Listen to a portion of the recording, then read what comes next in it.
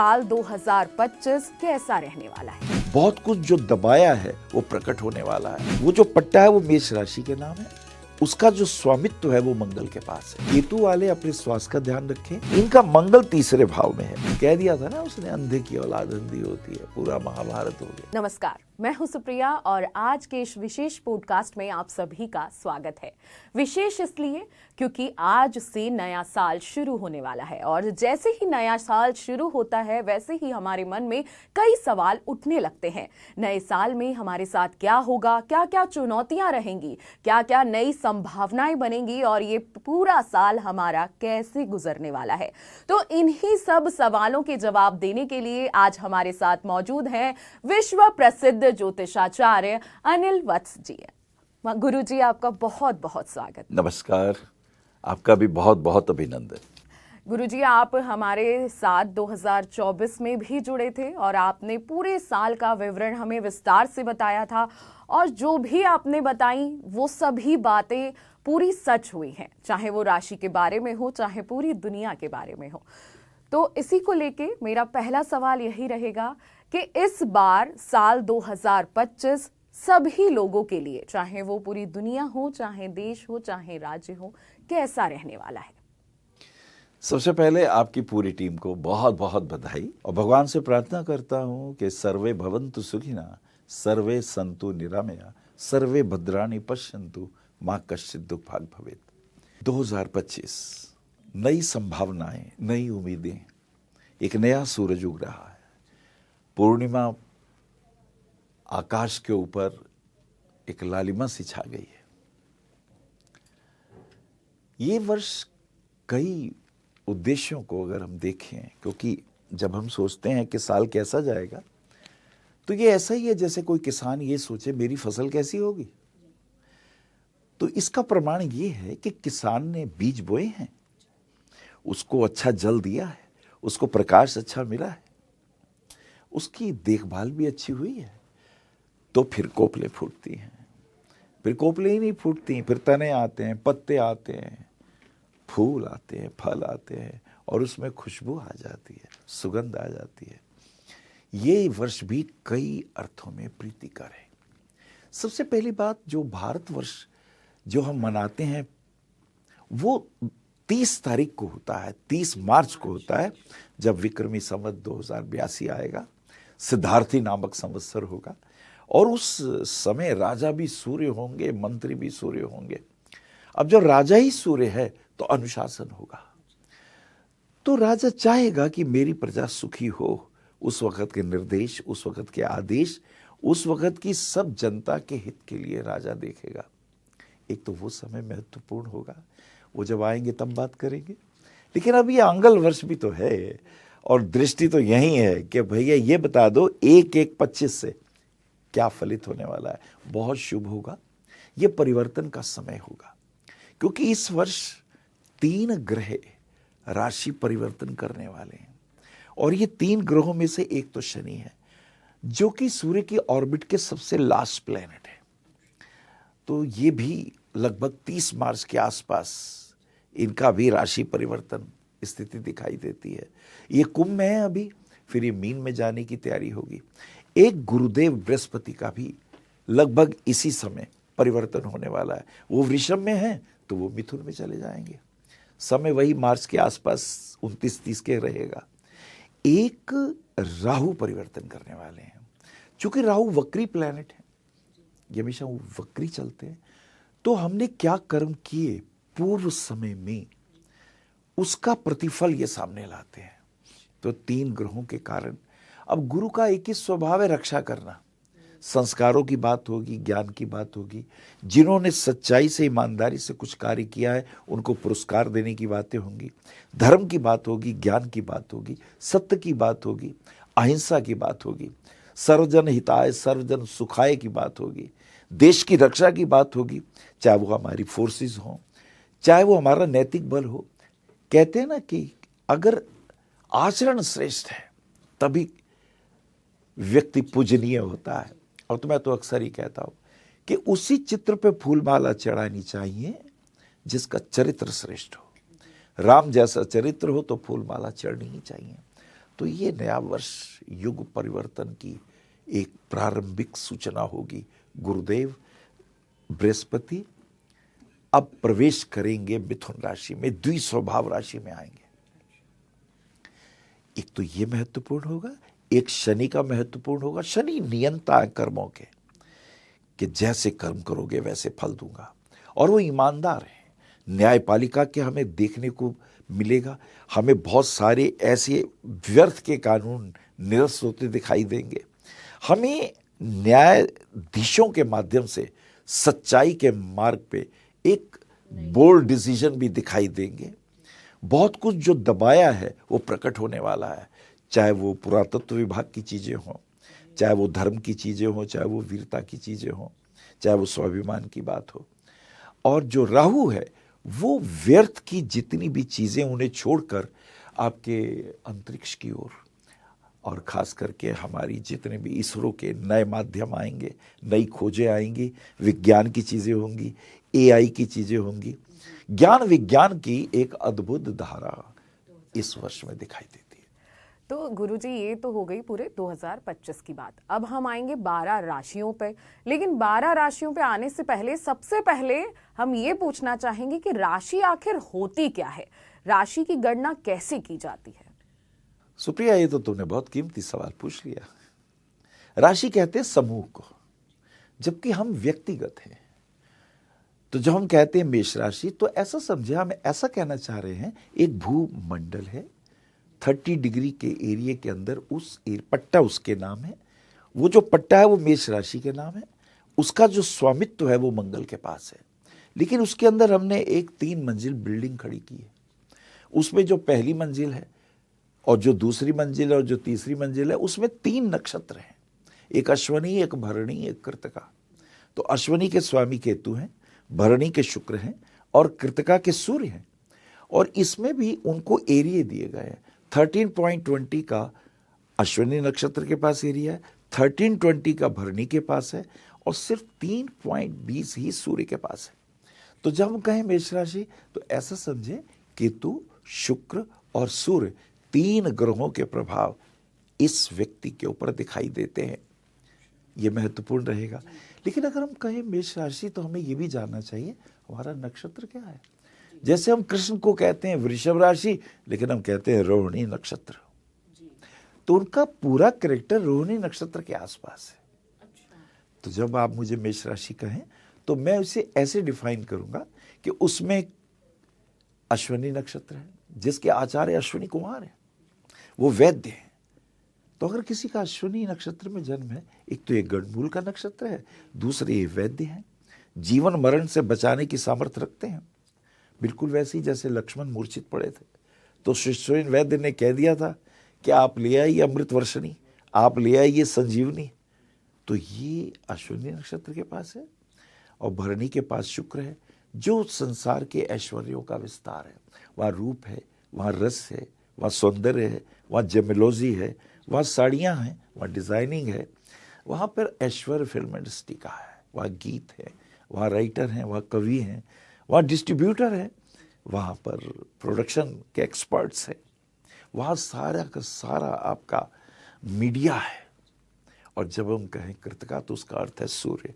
ये शासक है, ये नियंता है, ये फर्क है। मतलब नक्षत्र हमारी राशि में बहुत महत्वपूर्ण भूमिका निभाते हैं। तो ये तो आपने बताया कि राशि का क्या अर्थ होता है, लेकिन सवाल ये उठता है कि आप राशि के अनुसार पूरे साल का प्रेडिक्शन कर देते हैं, पूरे साल के बारे में हमारा कैसा बीतेगा, कैसा जाएगा। क्योंकि ये तो मैंने खुद ही देख रखा है, जो जो आपने एक एक चीज़ें बोली थी वैसे ही मेरे साथ पूरे साल में हुआ है। तो वही मैं पूछना चाह रही हूँ कि राशि अनुसार पूरे साल की चीज़ें कैसे बता सकते हैं। ये बड़ा अच्छा प्रश्न है आपका। दरअसल इसका आधार ये होता है कि हम ये देखते हैं कि ये जो नवग्रह हैं, इसमें जो चंद्रमा है वो मन का कारक है। तो जो हमारा माइंड है, माइंड की जो रीडिंग है, मेरे अंदर जो विचार आएंगे, जो मैं सोचूंगा, या तो मैं पुस्तकों से पढ़ूंगा, या मैं गुरुओं से सीखूंगा, या मेरे माता पिता परिवार के लोग मुझे अनुशासन देंगे। तो मेरी जो विचारधारा है ये चंद्रमा के आसपास है। कहती भी है चंद्रमा मन सो जाता। तो जन्म पत्री में चंद्रमा को देखना पड़ता है हमें कि चंद्रमा कौन सी राशि में है या चंद्रमा कौन से नक्षत्र में है। मान लीजिए किसी का अश्विनी नक्षत्र में चंद्रमा उस वक्त गोचर में चल रहा है और उस बच्चे का जन्म हुआ, तो हमें डेट ऑफ बर्थ पता चल गई। अब हमें ये देखना है उस समय चंद्रमा कौन से नक्षत्र में है। अब अगर मान लीजिए वो अश्विनी नक्षत्र में है तो उसका ड्यूरेशन 7 ईयर का है। अब हमें पता चला कि इस बच्चे के पहले 7 साल केतु के डायरेक्शन में जाने वाले हैं, केतु के प्रभाव में जाने वाले हैं। केतु के बाद शुक्र आएगा। शुक्र के 20 साल जो है, शुक्र प्लैनेट के जो है उसके ग्रह के 20 वर्ष है, तो 7 और 20 27 साल। तो मुझे पता चल गया 7 साल तक आप पर केतु का प्रभाव रहेगा, उसके बाद 27 साल तक शुक्र का रहेगा, उसके बाद 6 साल तक आपके ऊपर सूर्य का रहेगा, चंद्रमा का 10 साल का रहेगा। इस तरह 120 वर्ष तक इन नवग्रहों के ऑलरेडी पीरियड डिसाइडेड है पराशर ऋषि के द्वारा। इसलिए हम बता पाते हैं कि आपके 27वें साल में ये होगा, 28 में। हम वो दशा महादशा देखते हैं, उन ग्रहों को देखते हैं, वो ग्रह आपकी जन्मपत्री में कौन से भाव में है, उस भाव से संबंधित हम फलित करते हैं। ये होता है आधार जी। तो इससे ये सवाल आता है कि कई बार कुंडली में जैसे राहु केतु हो गया, बोलते हैं शनि बैठ जाते हैं तो थोड़ा कुछ बुरा भी होने लग जाता है, तो इन सब के लिए कुछ कुछ उपाय भी बताए जाते हैं। तो क्या वो उपाय करना सही होगा और क्या वो उपाय फलित होते हैं? ये ऐसा ही है जैसे कोई बीमार हो जाए तो क्या उसको डॉक्टर के पास जाना उचित होगा? अगर कोई कोर्ट केस हो जाए तो क्या वकील के पास जाना उचित होगा? अगर कोई लड़ाई झगड़ा हो जाए तो पुलिस थाने जाना उचित होगा? उचित होगा ना। ऐसे ही जब कभी प्रॉब्लम आती है तो उसका निदान शास्त्र में है, लिखा भी गया है कि पूर्व जन्म कृतम पापम व्याधि रूपेण बाध्यते तत्शांतम प्रथम औषधम। पहले औषधि लो, प्रथम औषधम, द्वितीय रत्न धारणम, होमम यज्ञ करें, फिर दानम दान करें, और फिर लिखा है सुरा अर्चनाई, और उन देवताओं की स्तुति करें, उनके मंत्रों का जाप करें, यज्ञ अनुष्ठान करें। ये उपाय है। बिल्कुल। अब ये तो सारी बातें हो गई, अब हमारे दर्शकों को भी इंतजार रहेगा कि उनकी राशि में क्या क्या होने वाला है 2025 में। तो हम अब शुरू करते हैं और सबसे पहले हम जानेंगे कि मेष राशि का 2025 कैसा रहेगा। बड़ा अच्छा आपने कहा। मुझे इसके लिए देखना होगा कि 2025 में वो ग्रहों के प्रभाव मेष राशि में कहाँ कहाँ पड़ रहे हैं।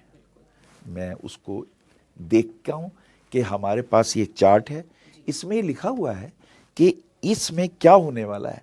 जैसे पहली तारीख को 1/25 को तिथि द्वितीया है, तो द्वितीया तिथि के देव ब्रह्मा जी हैं जो क्रिएटर हैं। फिर आगे लिखा है बुधवार का दिन है, यानी बुधवार फाइनेंस के लॉर्ड हैं, बातचीत के लॉर्ड हैं। कोई भी बातचीत, कोई भी लड़ाई झगड़ा हो तो बातचीत से निपटेगा, क्योंकि बुध बुद्धि के आचार्य हैं। हमें अच्छी तरह सोच के बुद्धि का प्रयोग करना होगा। फिर आगे लिखा शुक्ल पक्ष है, यानी भविष्य तो बहुत अच्छा है, अंधेरा नहीं है। अगर हम कर्म करेंगे तो हमें रोशनी मिलेगी, बेशक संघर्ष कितना ही हो। फिर लिखा है पौष का महीना है। पौष के महीने का अर्थ ये हुआ कि पुष्य नक्षत्र जो कि कल्याणकारी है, जो कि दूसरों की मदद करने वाला है, जो कि सबको साथ लेके चलने वाला है। फिर आगे देखा पूर्व अखाड़ा नक्षत्र है, यानी इसके आचार्य शुक्राचार्य हैं, यानी रस भी होगा, रूप भी होगा, धन भी होगा, मेलजोल भी होगा, और आपस में प्रेम से, भाईचारे से हम काम कर सकते हैं। यद्यपि संघर्ष कितना ही हो, तो ये सूचना तो हमें नक्षत्रों से मिल गई।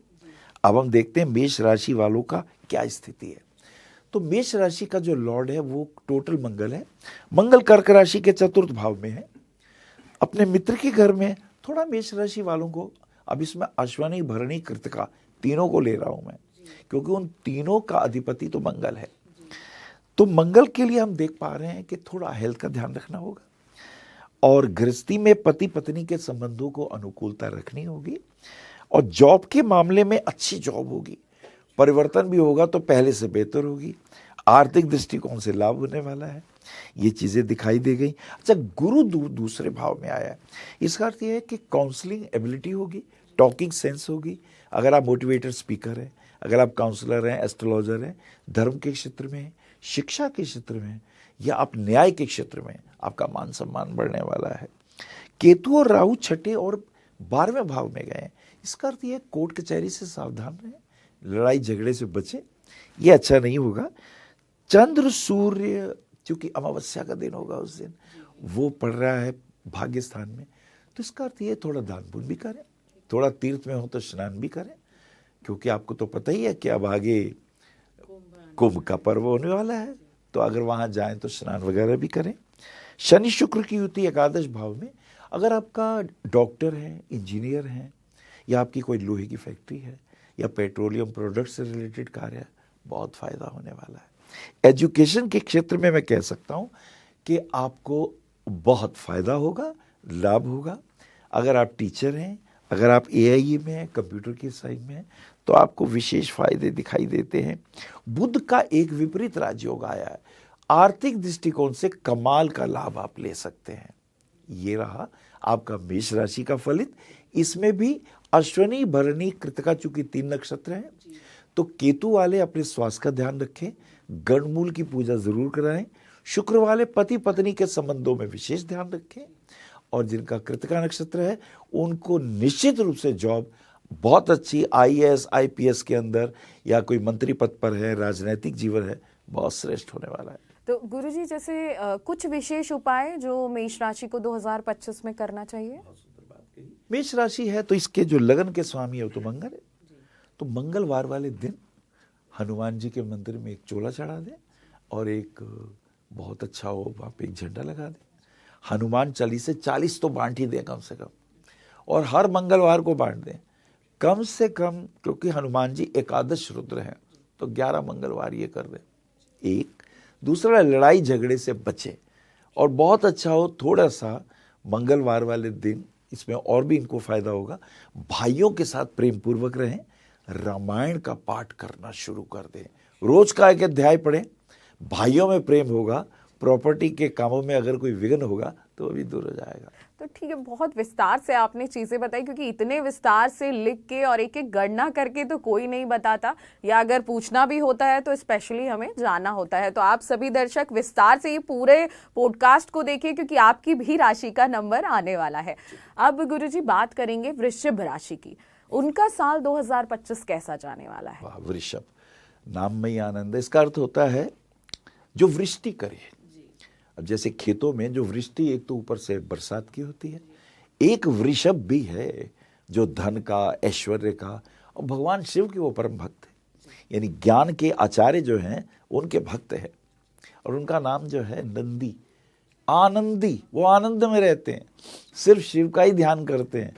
वृषभ राशि वालों के लिए क्या होने वाला है, उनका देखिए, जो हमने नक्षत्र कृतिका कहा था उसके 3 चरण इनकी राशि में पहले पड़ेंगे। दूसरा फिर एक नक्षत्र आएगा रोहिणी, जिसमें चंद्रमा उच्च के हो जाते हैं। जैसे अश्विनी नक्षत्र में सूर्य उच्च के होते हैं मेष राशि में, क्योंकि उसका स्वामी केतु है, केतु मुक्ति का दायक है, इसलिए सूर्य वहां उच्च के हैं। यहां रोहिणी नक्षत्र में चंद्रमा उच्च के हो जाते हैं। चंद्रमा मन सो जाता, तो मन के दृष्टिकोण से ऐसे लोग बड़े आनंदित, प्रफुल्लित कलाकार होते हैं, पेंटर होते हैं, तबला बजाते हैं, धागे त्रिकृत धा, या गीत गाते हैं, गायन के क्षेत्र में अद्भुत होते हैं, सौंदर्य के क्षेत्र में, कपड़ों के क्षेत्र में, डिजाइनिंग के क्षेत्र में, वास्तु के दृष्टिकोण से, अच्छा ज्ञान के दृष्टिकोण से, प्रवचन के दृष्टिकोण से। अच्छा चंद्रमा चूंकि रोहिणी, फिर एक मृगशिरा के 2 चरण है, 3 चरण तो है कृतिका के, 4 चरण है रोहिणी के, 4 और 3 7, 2 चरण मृक्ष। बल भी है, मंगल का बल और स्ट्रेंथ भी है, तो खिलाड़ी हो सकते हैं, पुलिस में जा सकते हैं, मिलिट्री में जा सकते हैं, और दुख सुख में, अस्वीकृति में उठा हुआ हाथ होते हैं, सबकी हेल्प। तो ये 3 नक्षत्रों का प्रभाव आया वृषभ राशि में। अब हम देख लेते हैं कि हमारी कुंडली क्या कहती है, क्योंकि प्रारंभिक जो वर्ष होंगे ये पूरे वर्ष तक प्रभावी होंगे। हमने देखा लगन में ही गुरु आ गए हैं, धन मान सम्मान यश कीर्ति सब इन्हें मिलने वाला है, आयुष्य की प्राप्ति होने वाली है। दूसरे भाव के अंदर हमने देखा कौन कौन से ग्रहों का प्रभाव है। इनका मंगल तीसरे भाव में है। भाइयों के साथ प्रेम पूर्वक रहें, अगर भाई कोई कमजोर भी है तो उसकी मदद कर दें, अगर वो मकान लेना चाह रहा है तो उसकी मदद कर दें। खेल के जगत में ये थोड़ा ध्यान रखें, और खास करके अगर बॉलर हैं तो ये ध्यान रखें इतनी तेज गेंद ना फेंकें कि कमर में रीढ़ में दर्द होने लगे, क्योंकि मंगल वीक आया है। फिर हमने देखा इनका शनि शुक्र दशम भाव में राजयोग बन गया। For those person they are having a Libra Taurus as a ascendant, Shani is having the lordship of 9th house and 10th house. नवम और दशम के स्वामी होके लग्नेश शुक्र के साथ शनि बैठे हैं दशम में। मान सम्मान, ऐश्वर्य, कोई उच्च कोटि का सम्मान भी मिल सकता है। अगर ये पेट्रोलियम प्रोडक्ट से रिलेटेड है, अगर ये डॉक्टर हैं, अगर ये इंजीनियर हैं, बहुत अच्छे होंगे। ऑपरेशन तो बहुत गजब के करेंगे। शनि शुक्र की युति तो ऐसा समझे प्रॉपर्टी के क्षेत्र में बहुत फायदा है। अच्छा, जहाँ तक वाहन की बात है, क्योंकि शुक्र वाहनों के कारक है, कोई नया वाहन भी ले सकते हैं, घर नया बनाने के योग बन रहे हैं। अच्छा, एक और खास बात है, राहु इनका आया है 11वें भाव में, केतु 2nd हाउस में। ये लालच ना करें, लॉटरी या ऐसा कोई जैसे छप्पर फाड़ के कोई रुपया लेना, ऐसा कोई रुपया ना कहीं फंसा दे, नहीं तो उससे तकलीफ होगी। शनि 12वें भाव में नीच के हैं। इनका एक प्लेनेट है चंद्र और सूर्य, वो अष्टम भाव में है, क्योंकि अमावस्या का दिन है। थोड़ा ध्यान, थोड़ी साधना, थोड़ी शिव आराधना, ये इनके लिए ठीक रहेगा। पति पत्नी के संबंधों में पत्नी का करें सम्मान। पत्नी को हो सकता है कोई रीढ़ की हड्डी में या कोई जोड़ों में दर्द हो, तो डॉक्टर को जरूर दिखाएं, चेकअप करते रहें। और भाग्य इनका बहुत साथ देने वाला है। एजुकेशन के क्षेत्र में ये विदेश जाने वाले हैं, तो ऐसा इनका दिखाई देता है। कुल मिला के मैं ये कहूँगा कि इनके लिए श्रेष्ठ शुभ, और कोई कोर्ट कचहरी का चक्कर चल रहा होगा उसमें ये विजयी हो जाएंगे, ये खास बात है। और खास करके मार्च का महीना बहुत इंपॉर्टेंट है, क्योंकि उसमें एक तो गुरु, एक शनि, 2 प्लैनेट बदलने वाले हैं। गुरु इनका 3रे भाव में आ जाएगा, तो ये अगर कोई शिक्षा के क्षेत्र में कहीं कोई जाना हो, कुछ काम करना हो, तो कहीं कोई प्रवचन देने हो, देश विदेश की यात्राएं हो, इनको बहुत मान सम्मान मिलने वाला है।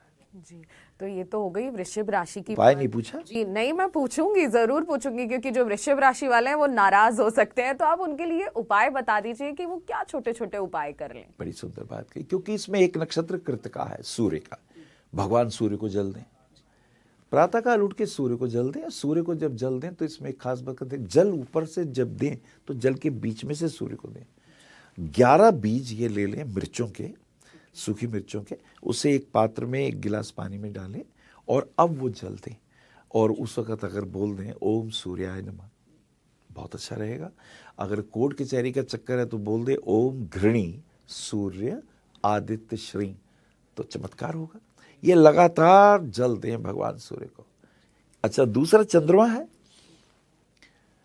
तो राधा कृष्ण के मंदिर चले जाएं और उन्हें वस्त्र पहना दें, श्रृंगार कर दें, उनका पूरा ऐश्वर्य इनके ऊपर आने वाला है।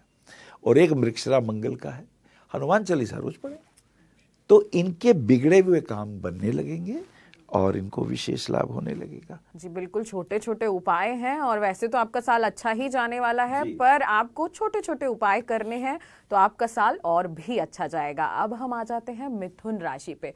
मिथुन राशि के लोगों को कहा जाता है कि बहुत मूडी होते हैं, थोड़े से चंचल होते हैं, तो मिथुन राशि का साल 2025 कैसा जाने वाला है? मिथुन शब्द देखिए बड़ा प्रीतिकर राशियां हैं। जैसे अश्विनी हमने मेष राशि कही, तो उसमें पहली राशि जो मेष है वो अग्नि तत्व प्रधान है, तो वहाँ क्रोध है, वहाँ उग्रता है, वहाँ तेजी है। अगर बैट्समैन बल्लेबाजी कर रहा है तो सहवाग जैसे कर रहा है, निकल के मार रहा है, वो द्रविड़ जैसा नहीं है कि पीछे आके ग्लांस कर रहा है। अगर हमने वृषभ राशि करी तो ये थोड़ी धैर्य की राशि है। क्यों? ये पृथ्वी तत्व है, ये धैर्य। पृथ्वी तत्व के देव भगवान शिव है, और वो जो अग्नि तत्व थे उसके जो देव हैं वो भगवती दुर्गा है। अब मिथुन राशि की बात, ये द्विस्वभाव राशि है। मैं ये करूं कि ये करूं, मेरे लिए ये ठीक है, ये ठीक है। इसके आचार्य बुध हैं, बुध से बुद्धि की तीव्रता है, ये बहुत बुद्धिमान है, बहुत जीनियस है। इसकी एक और भी खूबसूरती है राशियों की, कि जैसे इधर मिथुन राशि अगर है तो अगली राशि कर्क है और पिछली राशि शुक्र है। पड़ोस देखिए, इधर शुक्राचार्य जो ऐश्वर्य, धन, लाभ, प्रॉपर्टी सब कुछ देंगे, वाहन देंगे, और आगे कर्क वो चंद्रमा, वो बहुत विचारशील है, आगे तक का देखते हैं, दूसरे के मनोभावों को पहले से देखने की समर्थ प्राप्त है। अब इसके अंदर भी अगर आप देखेंगे तो मृगशिरा के, अब इसमें 2 चरण मृगशिरा के हैं, आर्द्रा के 4 हैं, और पुनर्वसु के 3 हैं। अब मृगशिरा का मतलब मंगल। अभी देखिए इनके स्वभाव में स्टार्टिंग मंगल से है, तो उग्र हैं, तेज हैं, अन्याय बर्दाश्त नहीं करेंगे, एकदम बोलेंगे ये गलत है, क्योंकि मार्स आज सुकृति में उठा हुआ हाथ है, जब कभी गलत होगा तो एकदम आगे आएंगे। फिर आर्द्रा राहु है, ये थोड़े से जीनियस होते हैं इस सेंस से कि दूसरे के मन में क्या है, ये क्यों आया मेरे पास, ये उसके नकार को देखते हैं। ये जो फूल देखते हैं ना गुलाब का, तो पहले कांटे देखते हैं, फूल बाद में देखेंगे कि मुझे नुकसान कितना पहुंचा सकता है। ये नेगेटिविटी को पहले देखते हैं, क्योंकि उसके आचार्य आर्द्रा के राहु हैं और एक पुनर्वसु है जिसके लॉर्ड गुरु हैं। फिर ये चरित्रवान भी है, ज्ञानवान भी है, अध्ययन मनन करेंगे, पढ़ाई लिखाई करेंगे, पूजा पाठ करेंगे, थोड़े धार्मिक भी होंगे। ये बना करेक्टर 3 नक्षत्रों का। अब करते हैं राशि की बात। इनकी राशि में अगर हम देखें तो द्वितीय भाव में मंगल नीच का है। अब नीच के मंगल से क्या होने वाला है, जिनका भी मिथुन राशि होगी उनका मंगल षष्ठेश और एकादशेश होता है, चोट लगाता है। ये मंगल सबसे क्रूर प्लैनेट है, ऑपरेशन कराएगा, चोट मार देगा। अब ये द्वितीय भाव में, इनको ध्यान रखना चाहिए इनके सिर पे चोट ना लगे। ये कभी पैर स्लिप होता है तो सिर दीवार से टकराता है, या कभी कभी इन लोगों को आदत होती है अगर योग लड़ाई लड़े तो सिर की टक्कर दे मारेंगे, इनका ये प्रभाव आता है। तो एक तो ये ध्यान रखें अपना हेल्थ का, ऐसा ना करें। इनके दशम में राहु और चतुर्थ में केतु है।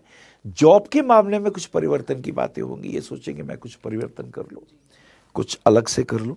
शनि शुक्र इनके भाग्य स्थान में है, संघर्ष के बाद शनि इनके भाग्य स्थान में है, तो वो इनके भाग्य को बढ़ाएगा। वो कहेगा संघर्ष करो, मेहनत करो, मैं तुम्हें दूंगा सब। और एक बात देखिए, गुरु इनका 12वें भाव में, कुछ मांगलिक कार्य होने वाला है। हो सकता है इनके घर में इनकी बेटी का या बेटे का कोई संतान का जन्म हो, या कोई विवाह की बात हो, तो कोई मांगलिक कार्य नजर आता है, कोई शुभ काम भी होगा। एजुकेशन के पॉइंट ऑफ व्यू से इनको लाभ होने वाला है। ऐसे लोग अकाउंट्स में, ऐसे लोग खास करके इंजीनियरिंग में, और मुझे लगता है कि MBA वगैरह करके बहुत सक्सेसफुल हो जाते हैं ऐसे लोग। चंद्र सूर्य इनके 7th हाउस में आए। हस्बैंड वाइफ के रिलेशन में बहुत ध्यान रखना है इन्हें, इनको अपनी वाणी पे संयम रखना है, क्योंकि तलवार की चोट तो ठीक हो जाती है, वाणी की चोट, कह दिया था ना उसने, अंधे की औलाद अंधी होती है, पूरा महाभारत हो गया। तो थिंक बिफोर यू स्पीक। अगर ये अपनी वाणी पे संयम रखें, और वो भी अपने घर में, बाहर तो बहुत अच्छा बोलते हैं, लेकिन जब इन्हें क्रोध आता है वो एक महत्वपूर्ण। बाकी मैं ये कह सकता हूं कि अगर ये न्यायाधीश हैं तो इन्हें न्याय करते वक्त ध्यान रखना चाहिए, इमोशनल नहीं होना चाहिए, बारीकी से निर्णय लेने चाहिए। प्रॉपर्टी के पॉइंट ऑफ व्यू से अभी समय अनुकूल नहीं है, और ये ऐसा कहीं रुपया ना फंसा दे, कोई कहे 3-4 साल में हम मकान दे देंगे, रुपया लगा दिया वो भाग गया, या पेपर गलत निकले। तो इन्हें थोड़ा सा इस बात का ध्यान देना है। और जहाँ तक उपाय खंड की बात है, इनके लिए एक बहुत सुंदर उपाय है जिसका एक ध्यान करेंगे, हनुमान चालीसा और सुंदरकांड का पाठ ये जरूर करें, वो इनके लिए महत्वपूर्ण रहेगा। और दूसरा, भगवान शिव की आराधना करें, शिवलिंग के ऊपर जल चढ़ाएं, और जल चढ़ाते वक्त नमः शिवाय इस मंत्र का जाप करें, इनके लिए बहुत अच्छा है। और अगर रावण कृत स्तोत्र ये पढ़ रहे, जटाटवी गलज्ज्वले प्रवाह पावित स्थले गले वलंब लंबिता भुजंग तुंग मालिता, ऐसा करके जल चढ़ाएं तो इनको विशेष लाभ होगा। संतान से बहुत प्रेम करते हैं, हस्बैंड वाइफ के रिलेशन में छोटी छोटी बातों पे तकरार से बचें। ये उसमें गुण क्या है वो देखें। इनकी एक आदत है, कोई गलत चीज है ये उसे टोकेंगे, ये मत करो, ये मत करो, उससे फिर चिड़चिड़ाहट होती है, ये इससे बचें। ये अच्छा हो ये कहेंगे भी आपका ये गुण बहुत अच्छा है, आपका ये गुण बहुत अच्छा है, तो प्रेम की वृद्धि होगी। तो ये तो हो गई मिथुन राशि की बात, और साथ ही साथ आपने बहुत छोटा सा उपाय बताया, और मैं देख रही हूँ कि ये उपाय बेहद ही ऐसे नहीं है कि बहुत ही ज्यादा कुछ हमें करना है, कुछ खरीद के लाना है, रुपया तो मैं खर्च करा ही नहीं रहा। जी बिल्कुल, आपको बस भगवान का भजन करना है, पूजा पाठ करनी है, और भगवान की बस आराधना करनी है।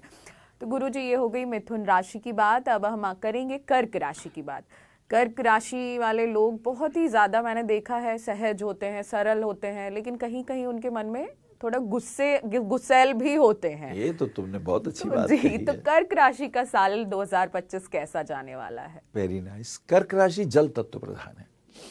जल तत्व भूमि पे बहता है, सरलता से मिलता है, दोस्ती भी करता है, मैत्री भाव भी रखता है, और ये जीवनदायी है। क्यों? क्योंकि चंद्रमा की एक ही राशि है। आगे आएगी सिंह राशि, उसकी भी एक ही राशि है। बाकी सबकी दो दो राशियां हैं, लेकिन चंद्र सूर्य को एक एक राशि मिली है। अब ये जल तत्व प्रधान है और मन के कारक है। सबसे बड़ी बात तो ये है कर्क राशि वालों के लिए, अगर हम बात करें, क्योंकि चंद्रमा मन का कारक है, अब इनको एसोसिएशन चीप मिल गया तो ये वो ले लेंगे, अच्छा मिल गया तो ये राइज कर जाएंगे। चंद्रमा में एक और भी गुण है कि ये शुक्ल पक्ष के भी होते हैं, कृष्ण पक्ष के भी होते हैं। शुक्ल पक्ष में राइजिंग होते हैं, एक एक कला इनकी बढ़ती है, तो इनका मन प्रफुल्लित होता है, ये सुखद होते हैं, ये पॉजिटिव एटीट्यूड रखते हैं। लेकिन जब वो डाउन होता है, अमावस्या की ओर जाता है, तो दिल घबराता है, तो डिप्रेशन में आते हैं, एकाकी हो जाते हैं, एकांतवादी हो जाते हैं, मिलना पसंद नहीं करते, बातचीत पसंद नहीं करते, और छोटी छोटी बातों पे तुनक मिजाज हो जाते हैं, गलत चीज टॉलरेट नहीं कर पाते। अब देखिए पड़ोस क्या मिला है इन्हें एक घर आगे सूर्य का मिला है, और जो पिछला घर है वो बुध का मिला है। तो बुध फाइनेंशियल हैं, अच्छे बातचीत करने वाले हैं, और वो आज्ञा देने वाले हैं, वो तो राजा है, वो तो किंग है। तो ये दो प्रकार के पड़ोस हैं इनके पास, इन दोनों का प्रभाव इन पे आने वाला है। अब बुध सपोर्टिंग रहेंगे, नहीं नहीं ऐसे कर लो, देखो ऐसा ठीक है, और सूर्य नहीं ऐसा ही करना है। अब इन दो अतियों के बीच में फंसे हुए हैं। आइए देखते हैं, जब कर्क राशि की बात करते हैं तो कुंडली में देखते हैं ग्रहों के प्रभाव क्या है। मार्च का महीना इंपॉर्टेंट रहेगा, क्योंकि गुरु भी चेंज होंगे, शनि भी चेंज होंगे, राहु की भी राशियां चेंज होने वाली हैं। इस महीने में विशेष ध्यान देना है। पुनर्वसु है एक इनका नक्षत्र पहला, जिसका स्वामी गुरु है, उसमें एक चरण है। उसके बाद पुष्य के 4 है और आश्लेषा के 4 है। आश्लेषा फिर एक गंडमूल का नक्षत्र है, एक अश्विनी बताया था, एक आश्लेषा। गंडमूल का ऐसा समझें कि जैसे एक व्यक्ति गाड़ी के अंदर बैठा है तो सेफ है, चाहे वो आगे है चाहे वो पीछे है। पीछे है तो उसे धक्के ज्यादा लग रहे हैं ना, गाड़ी जरा उछलती है तो कितना उछल जाता है। इनकी समस्या ये है कि ये गाड़ी में है ही नहीं, ये दो डिब्बों के बीच का जो पोर्शन जहां दोनों डिब्बे रेलगाड़ी के जोड़ते हैं, ये वहां बैठे हैं। तो ये तो बहुत ही अलर्ट रहना है। इन्हें तो गाड़ी चलेगी, आपस में जैसी वो टकराएंगे तो एवरी मोमेंट इनकी लाइफ में अचानक ये ना हो जाए वो ना हो जाए, चैलेंज इनको मिलेंगे। ये आश्लेषा नक्षत्र की बात है। मैंने आपको समझाया कि किस तरह के चैलेंज आएंगे। तो अब हमें देखना है कि इनका पुनर्वसु का गुरु, तो ये ज्ञान संपन्न, चरित्रवान, ईमानदार और प्रीतिकर होते हैं। ये नीतियां पसंद करते हैं और जो हमारे परिवार की रीति रिवाज हैं उनको वैल्यू देते हैं, आदर भाव रखते हैं, क्योंकि गुरु है। फिर उसके बाद है पुष्य, ये शनि है। ये इन्हें संघर्ष करवाता है, ये इन्हें बहुत मेहनत करवाता है। शनि कहता है देखो मैं दूंगा तब, पहले मेहनत करो। अब वो जमीन से झाड़ू लगवाते हुए, चाय बिकवाते हुए, एक एक व्यक्ति से मिलते हुए, एक सबके चरण छूते हुए, संघर्ष करते करते प्रमोट होते होते होते व्यक्ति राजा बन जाता है। इतनी ऊंचाइयां भी शनि देते हैं। शनि न्याय के देव हैं। शनि जहां श्रमिक हैं, जहां ऐसा समझो जैसे कोई मंदिर बना हो तो शनि उसका जो जमीन है वहां है। ऐसा समझे कि जैसे ये मंदिर खड़ा है तो जो उसकी नींव है वो शनि है। नींव के पत्थर है, दिखाई नहीं देते परंतु मंदिर को उठाए हुए हैं। शनि समझे आप? तो ये श्रम, पूरे मंदिर का बोझ इन्हीं पर है। तो ये तो हुए पुष्य। फिर एक है आश्लेषा, उसके स्वामी बुध है। तो गुरु शनि बुध 3 नक्षत्रों के प्रभाव इस कर्क राशि पे होते हैं। तो गुरु से ज्ञान, पुष्य से श्रम और मेहनत, और आश्लेषा से फाइनेंस कैसे कंट्रोल करेंगे, बातचीत में कैसे आगे जाएंगे, व्यवहार कुशल कैसे होंगे। ये 3 प्रभाव कर्क राशि पे आते हैं, क्योंकि इनके देवता चंद्रमा है इनके। अब चंद्रमा कभी तो पूर्ण है, कभी अमावस्या के हैं, दोनों प्रकार की प्रकृति। आइए महीना देखते हैं कि इस वर्ष कैसे जाने वाला है। इनका मंगल लगन में है, मंगल नीच का है। तो इनको शुरू में ध्यान देना है, डिप्रेशन में नहीं जाना, कमज़ोर महसूस नहीं करना, श्रम भी करना है, अपना जिम भी जाना है। स्पोर्ट्स में अगर हैं तो इनको अच्छा फ़ायदा होगा, लेकिन काफ़ी मेहनत और जुझारूपन में। मंगल राजयोग कारक प्लैनेट होता है कर्क राशि वालों के लिए, वो पंचमेश और दशमेश होता है। पराशर ऋषि के हिसाब से ये तो लक्ष्मी विष्णु योग है। अब इनको अगर कहीं गुरु देख ले तो फिर ये गजकेसरी, फिर ये बहुत गजब का योग बना देंगे। चंद्रमा देख ले तो और भी अद्भुत हो जाएगा। तो हमने देखा सूर्य चंद्र जो है वो छठे भाव में। सूर्य चंद्र छठे भाव का अर्थ ये आर्थिक दृष्टिकोण से कहीं गलत जगह रुपया ना लगाएं, नहीं तो रुपए डूबने के योग, और थोड़ा सा शुरू में टेंशन में रहेंगे लेकिन बाद में ठीक हो जाएंगे। इनका बुध पंचम भाव में है। बुध इनका एक राजयोग बनाता। पराशर जी का सूत्र है कि कर्क राशि वालों को बुध अगर पंचम भाव में हो तो छप्पर फाड़ के धन मिलता है, लेकिन उसके ऊपर नेगेटिव प्लैनेट का इफेक्ट हो, पॉजिटिव का ना हो। तो जब नेगेटिव आएगा इन्हें आर्थिक रूप से लाभ भी होगा। राहु तो देख ही रहा है। गुरु जब मिथुन में जाएंगे मार्च के बाद इनको अचानक हो सकता है कोई LIC की कोई स्कीम में इनको रुपया मिल जाए, या हो सकता है कोई दादा परदादा की प्रॉपर्टी या पिता इन्हें कुछ दे दें, मिलने वाला तो है। इस वर्ष में ये इनकी खास बात रहेगी, पर ये होगा मार्च के बाद। आगे देखते हैं, शनि शुक्र इनके अष्टम भाव में है। पत्नी के स्वास्थ्य का ध्यान रखें, ये जरूरी है, क्योंकि कर्क लगन वालों के लिए जो शुक्र की स्थिति है वो अष्टम भाव में स्वास्थ्य के लिए ठीक नहीं है। पत्नी के साथ ध्यान रखें। इनके साथ एक और बात है, ये अचानक ठीक होते हुए अंदर से एकाकी हो जाते हैं। ये 10 आदमियों के बीच में उदास हो सकते हैं। ये अकेले कमरे में बैठेंगे, मैच देखेंगे, ज़्यादा घुलते मिलते नहीं हैं, व्यवहारिक ज़्यादा नहीं हो पाते ड्यू टू मून, वो प्रभाव इन पे आता है।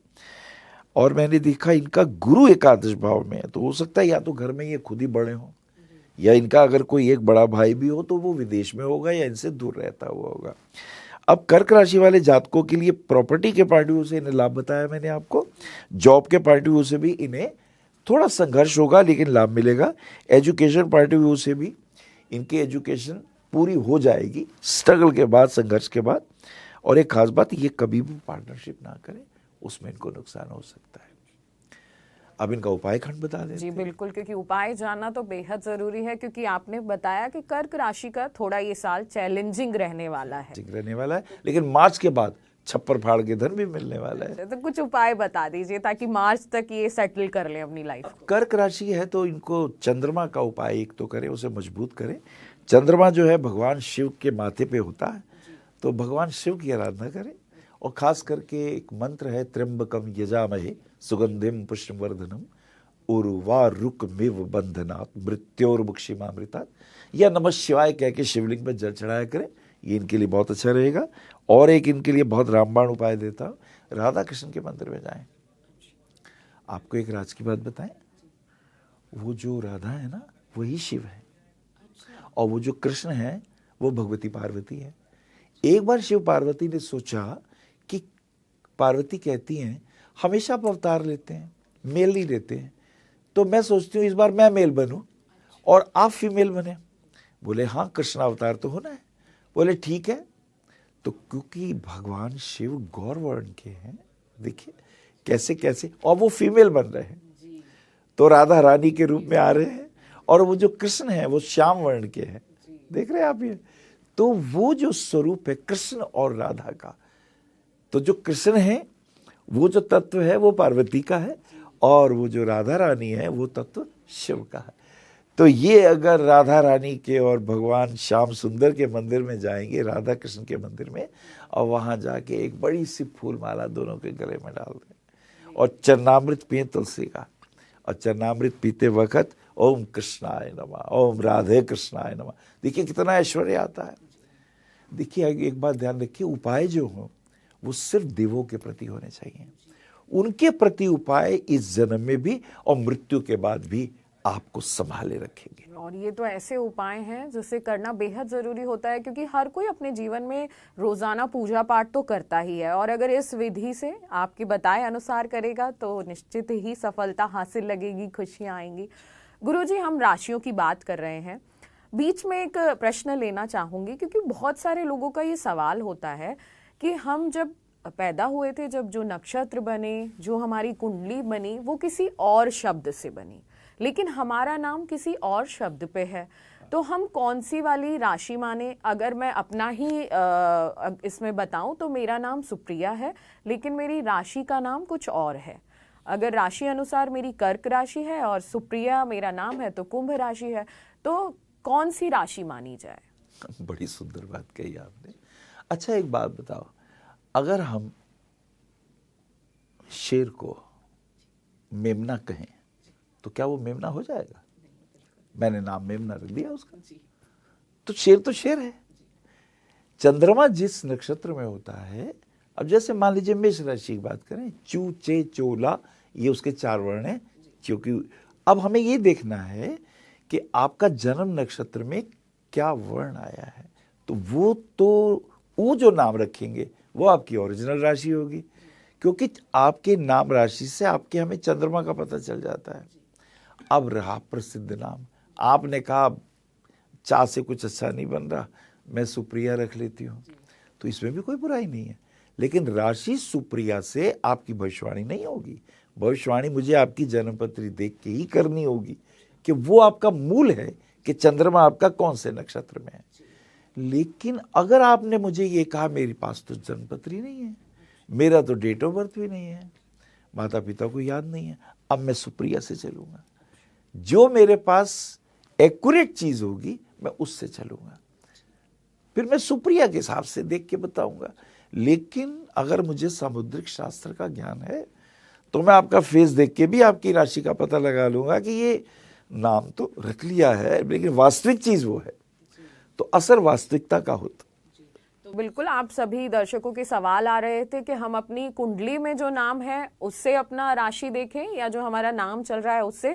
तो गुरुजी ने बता दिया है कि कुंडली वाला नाम बहुत सही रहेगा, वही महत्वपूर्ण जी। तो ये तो बहुत ही जरूरी प्रश्न था जिसका उत्तर हमें मिल गया है। अब हम आगे चलेंगे सिंह राशि पे, और सिंह राशि का साल 2025 कैसा रहने वाला है और सिंह राशि के लिए क्या उपाय रहेंगे, वो विस्तार से बता दीजिए।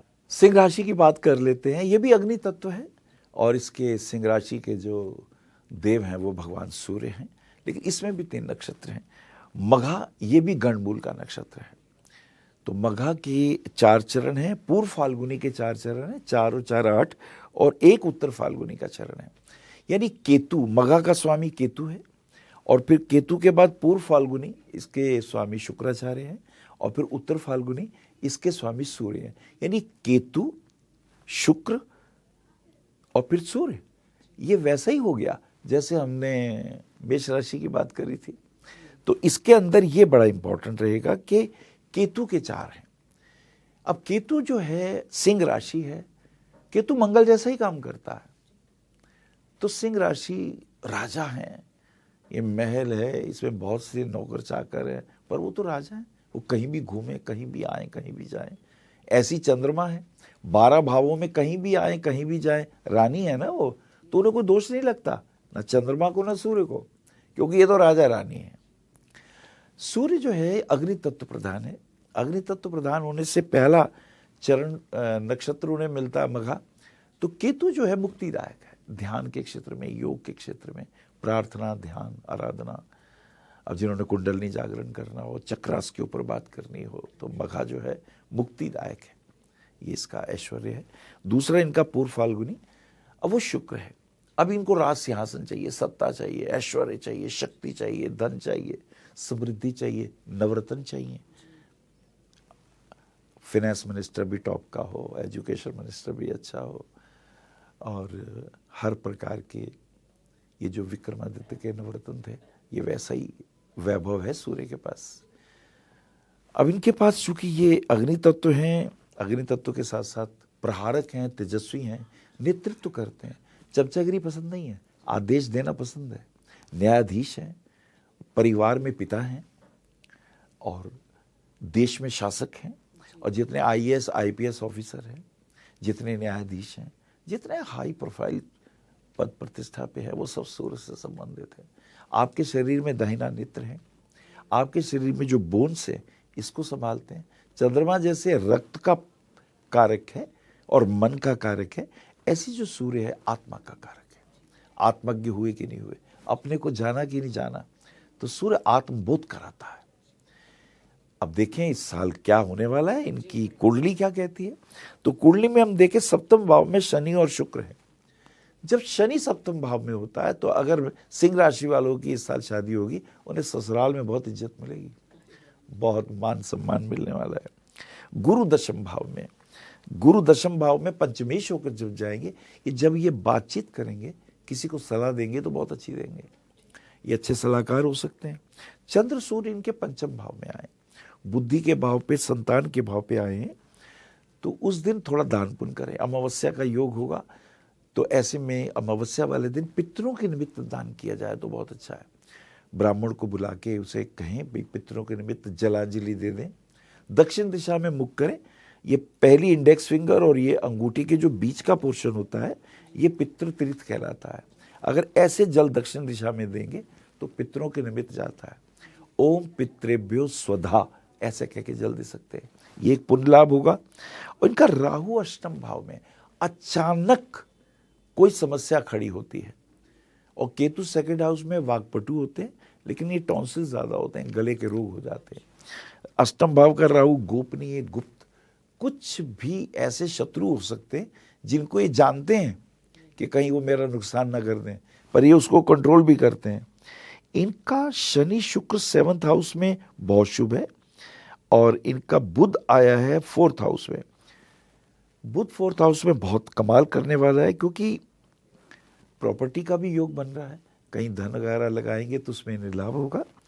और बुध तो फाइनेंशियल दृष्टिकोण से बहुत अच्छा है, शेयर मार्केट में, ट्रेडिंग में, कमोडिटी में ये रुपया लगाएंगे तो इन्हें फायदा होने वाला है। इस वर्ष में खास करके मार्च के महीने के बाद इन्हें विशेष लाभ होने वाले हैं। आर्थिक दृष्टिकोण से फायदे होंगे। इनके बड़े भाई अगर होंगे तो उनके घर में कोई विवाह इत्यादि का शुभ कार्यक्रम होगा। देश विदेश में अगर ये जाएंगे तो इनका मान सम्मान बढ़ेगा। अगर एक्सपोर्ट इंपोर्ट की बातें करेंगे तो भी इन्हें लाभ होगा। संतान के पॉइंट ऑफ व्यू से भी, संतान की एजुकेशनल, अगर ये डॉक्टर बनाना चाहें या इंजीनियर बनाना चाहें, ये एआई आर्टिफिशियल इंटेलिजेंस में या कंप्यूटर की लाइन में बहुत लाभ होने वाला है। तो ये इनका वर्ष मिला जुला है। इनको फायदा होगा मार्च के महीने में। सितंबर अक्टूबर में ध्यान रखें फास्ट ड्राइविंग ना करें, और कोई नया मकान बनाना है तो बनाएं, इन्हें लाभ होने वाला है। अब इनका उपाय बता, उपाय की बात कर लेते हैं जी। चूंकि इनकी सिंह राशि है, इनके आचार्य सूर्य, गायत्री मंत्र का जाप किया करें, एक माला जाप करें, एक कटोरी में जल ले लें, उसमें 2 इलायची डाल लें, गायत्री मंत्र का जाप करें मनी मन, और जोर से ना बोले, मनी मन बोल के उसमें फूंक मार दें। वो जल ये खुद भी पी ले, और वो जो इलायची है उसमें 2, वो 4-5 भी डाल सकते हैं, परिवार के हर सदस्य को दे दें, विशेष लाभ होगा। घर में ये अगर गेंदे के फूल लगाएंगे तो इनकी वास्तु संबंधी बहुत सारी चीजें दूर होंगी। इन्हें एक बात का ध्यान रखें कि नॉर्थ में किचन ना बनाएं, किचन जो हो वो साउथ ईस्ट में ही ठीक रहेगी। बाकी ये वर्ष इनके लिए मिला जुला, लाभदायक, पति पत्नी के संबंधों के दृष्टिकोण से भी बहुत अच्छा, लाभदायक। तो मतलब मिला जुला भी रहेगा, लाभदायक भी रहेगा, और उसके बाद कर्म जैसे होंगे, पूजा पाठ जैसी होगी, वैसा आपका साल जाएगा। अब ये तो हो गई सिंह राशि की बात। अब बात कर लेते हैं कन्या राशि की। कन्या राशि को थोड़ा सा चंचल या बहुत ज़्यादा समझदार, बहुत ज़्यादा अपने काम के प्रति रुचि रखने वाला, लेकिन थोड़ा पीछे हट के गेम खेलने वाला कहा जाता है। तो कन्या राशि का साल 2025 कैसा रहने वाला है? बहुत अच्छी बात कही आपने। ये भी द्विस्वभाव राशि है, और इसका तत्व भी पृथ्वी तत्व है। पृथ्वी तत्व पर थोड़ा धैर्य होता है, और चूंकि ये कन्या राशि है, इसके स्वामी बुध हैं। इसके पास जो 3 नक्षत्र आए हैं, उत्तर फाल्गुनी आया है, हस्त और चित्रा आया है। अब उत्तर फाल्गुनी में वो सूर्य है, तो इनमें सूर्य जैसा मुझे बहुत तेज बनना है, मुझे आगे जाना है, मुझे IAS IPS ऑफिसर बनना है, या मुझे किसी भी फील्ड के अंदर टॉप पे रहना है, ये भाव रहता है। और थोड़ा सा ये इनके अंदर एक स्वाभिमान भी होता है, सूर्य का स्वाभिमान आता है। फिर हस्त है, उसके 4 चरण है, वो चंद्रमा है। ये इन्हें लेके जाता है दूसरी कला की फील्ड में ले जाता है, और कला की फील्ड में जाने पे ये अच्छे एस्ट्रोलॉजर हो सकते हैं। ये पाक विद्या में खाने पीने की चीज़ों के आचार्य हो सकते हैं। और इनमें खूबी होती है कि जितने भी इवेंट शो होते हैं, या मीडिया की लाइनें हैं उसके अंदर बड़े एक्सपर्ट हो सकते हैं। फिर एक चित्रा है मंगल, गलत चीज़ को बर्दाश्त नहीं कर पाते, बहुत देर तक सोचते हैं, फिर जब गुस्सा आता है तो फिर क्या ही देते हैं। तो ये सूर्य चंद्र मंगल का तीनों प्रभाव इनके जीवन में दिखाई देते हैं। और अब हम बात करते हैं कि इनका इस साल का भविष्य क्या होने वाला है। केतु और राहु इनके लगन और 7th हाउस में पड़ रहे हैं। ये दो ना दिखाई देने वाले प्लेनेट हैं, लेकिन इनका प्रभाव रेडिएशन अर्थ पे बहुत आता है। तो ऐसे में जब लगन में केतु हो तो आदमी सोचता है कि मैं बहुत हाइट्स पे जाऊं, मैं बहुत ऊंचाइयों पे जाऊं, मैं कुछ अर्जित करूं। 7th हाउस में जब राहु आता है तो हस्बैंड वाइफ के रिलेशन के अंदर छोटी छोटी बातों पे मतभेद, कोई गुड़ बातें नहीं होती, पर ये चूंकि बहुत इरेटिक हो जाते हैं, व्यवस्था गलत हो तो पसंद नहीं आती। इनका चद्दर सही होनी चाहिए, ये बिछिए तो न्याय प्रिय हो, युक्ति युक्त हो, ठीक हो, जूते ऐसे ही नहीं पड़े होने चाहिए, उठे हो तो भैया बिस्तर को तय लगा के ढंग से रख दो। अच्छा, कन्या राशि पेट की आंतों पे इसका प्रभाव होता है, तो पेट दर्द, पेट की समस्या इनको आती है।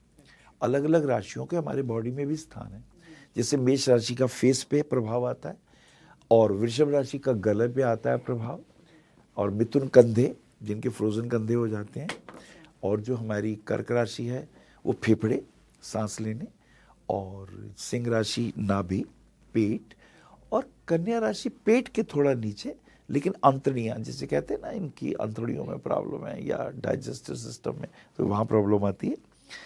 आइए देखते हैं इनका मंगल जो है, जो कि अष्टमेश और तृतीयेश है, और वो आया है 11th हाउस में, तो इसको हम कहेंगे एक राजयोग बन गया इनका।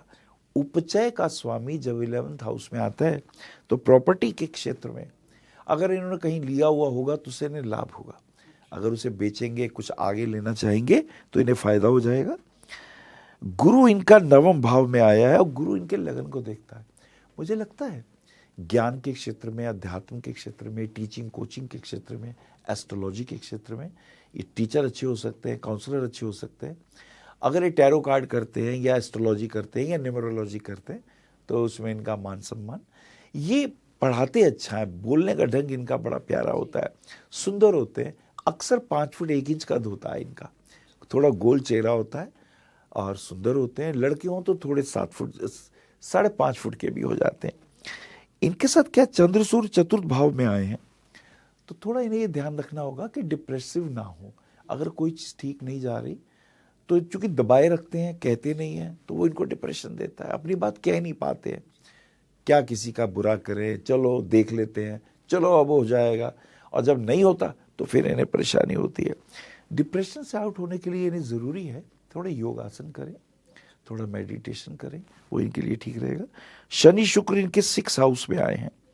छठे घर का 6th हाउस में शनि और शुक्र के आने का अर्थ ये है कि इनको चाहिए अपनी संतान के प्रति। इनका अगर बेटा है तो बहुत सुंदर और प्यारा होगा, और वो जीवन में कंप्यूटर के क्षेत्र में, इंजीनियरिंग के क्षेत्र में बहुत लाभ अर्जित करेगा। छठे भाव का जो शनि है, कन्या लगन के जातकों के लिए उनको अपने पेट का ध्यान रखना है। डाइजेस्टिव सिस्टम वीक होता है, और ये ज़्यादा वजन ना उठा लें, नहीं तो इनकी स्पाइनल कॉर्ड में L4 L5 में भी प्रॉब्लम देखी जाती है।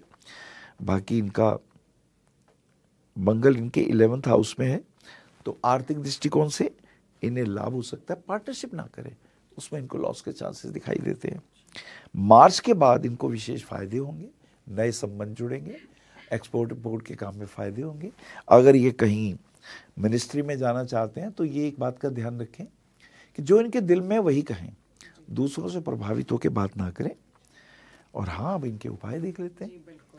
कन्या राशि के स्वामी बुध आ गए हैं।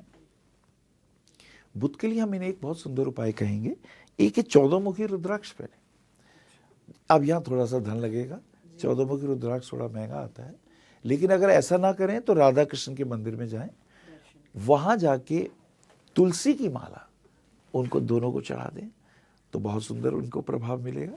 और एक बहुत अच्छा है इनके लिए, कन्या राशि वालों के लिए मैं अक्सर कहता हूँ, जिससे इन्हें विशेष लाभ हो सकता है।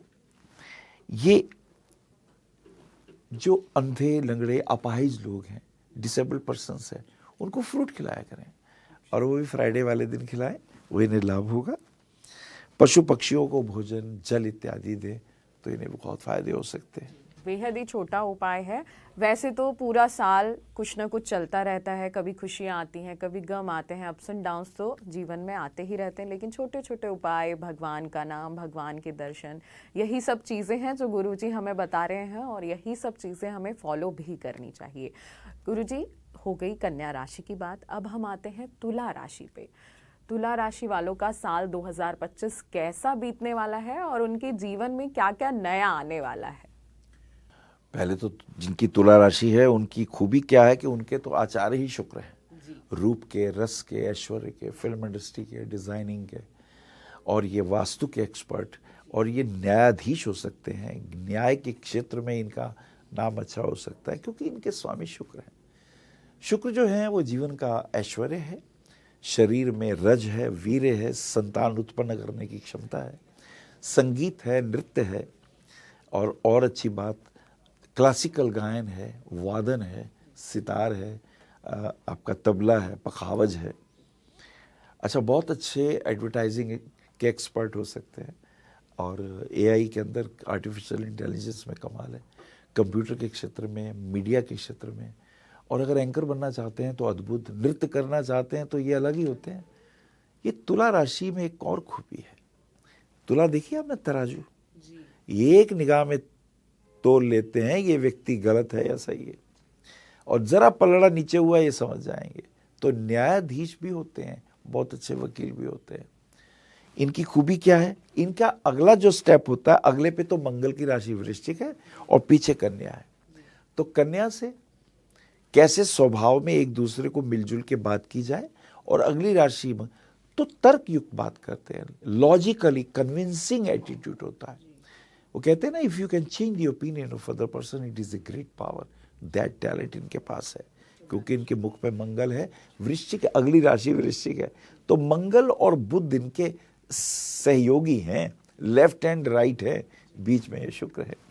आइए इनके नक्षत्र देखते हैं तुला राशि वालों के। चित्रा, स्वाति और विशाखा।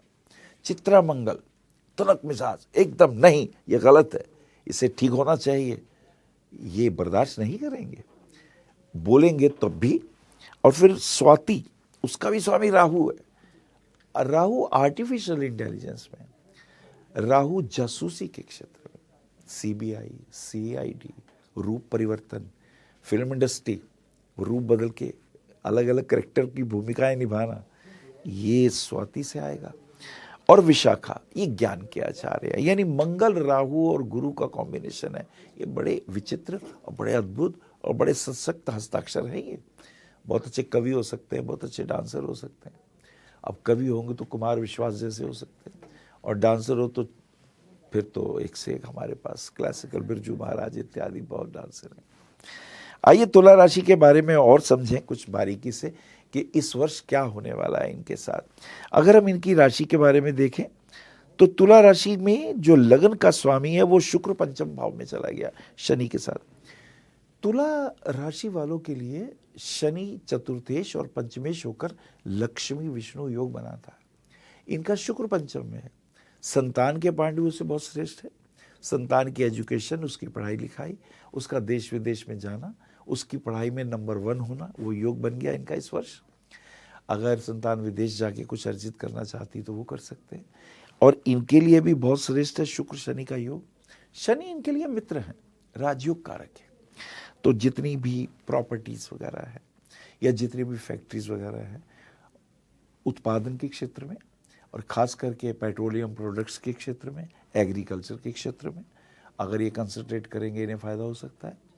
अमेज़न के अंदर अपना कोई प्रोडक्ट दें तो इनकी बिक्री अच्छी हो सकती है।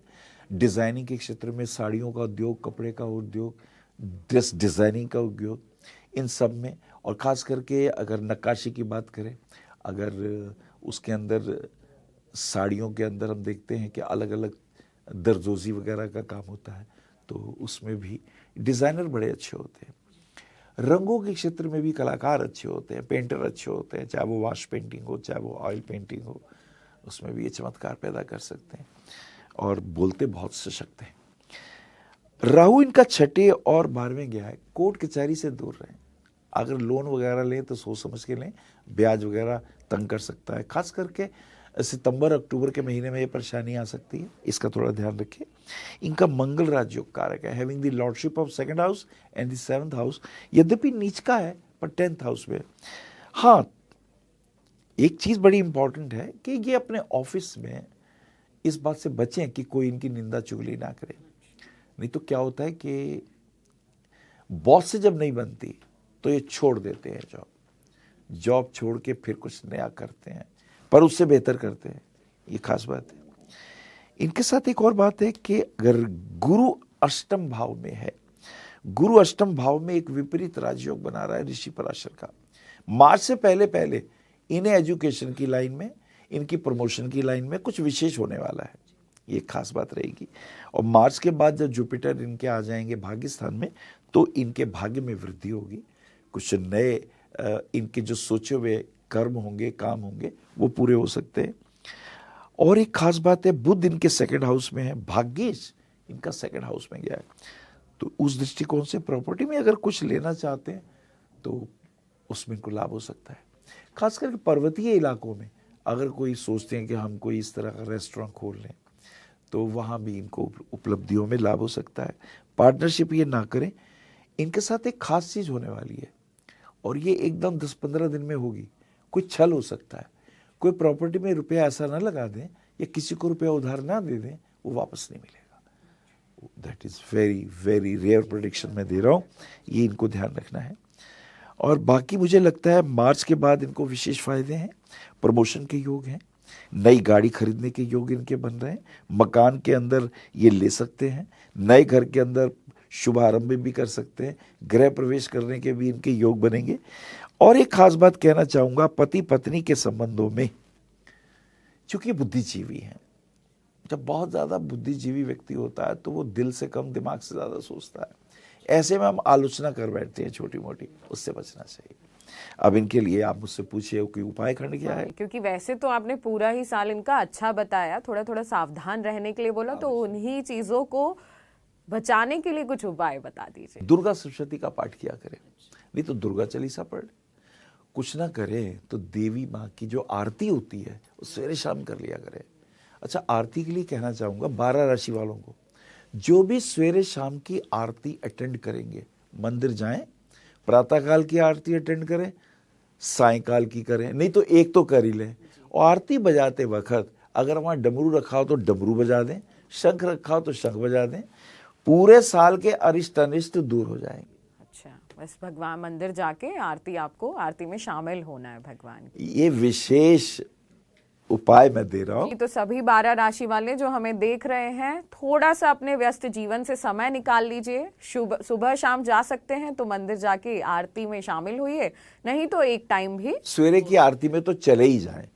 और भी चमत्कार लेना हो, पति पत्नी के झगड़े, बच्चों के साथ अंडरस्टैंडिंग ना होना, बच्चे विदेश चले जाते हैं, माँ बाप बूढ़े घर में अकेले रह जाते हैं, तो एक काम तो कर ही सकते हैं, वहाँ मंदिर जाएं और वहाँ पर एक परिक्रमा, 3 परिक्रमा कर लें जी, बेहद शुभ होगा ये, और भी शुभ होना शुरू। बिल्कुल छोटी छोटी चीजें हैं, अगर ये सब हमने फॉलो कर ली तो निश्चित ही हमारा जीवन आसान धन्य हो जाएगा। तो ये तो हो गई तुला राशि की बात और बहुत आसान से उपाय आपने बताए। अब हम बात करेंगे वृश्चिक राशि की। वृश्चिक राशि का साल 2025 कैसा जाने वाला है? जल तत्व प्रधान राशि है ये वृश्चिक, और इस राशि के अधिपति तो मंगल है। अब मंगल सेनापति हैं, युद्ध उन्मादी हैं। ऐसे लोग स्पोर्ट्स में, मिलिट्री में, पुलिस में, इनमें खूब दिलचस्पी होती है। जिम जाने में बड़े एक्सपर्ट होते हैं, अपनी बॉडी बनाना, दिखाना कि मैं फिजिकली फिट हूँ। अब देखिए इनकी खूबी, इनका अगला जो घर है वो धनु राशि का है, तो आगे ज्ञान के आचार्य बैठे हैं और पीछे तुला, वहाँ रूप, ऐश्वर्य, सौंदर्य, सुंदर स्त्रियाँ और बातचीत में प्रवीण लोग। तो शुक्र और गुरु दोनों ही गुरुदेव, वो देवताओं के गुरु, वो असुरों के गुरु। तो वृश्चिक राशि बड़ी बलवान है, 2 गुरुओं का साथ लिए हुए है। और ये वैभव किसी राशि को नहीं मिला, ये वृश्चिक को मिला है। यहाँ चंद्रमा नीच के हो जाते हैं, ये हमारी भाषा है, नीच के हो जाते हैं। नीच के नहीं होते, पृथ्वी के नजदीक जो प्लेनेट दिखाई देता है उसे हम नीच का कहते हैं, और जो पृथ्वी से दूर हो जाता है उसको हम वक्री प्लेनेट कह देते हैं।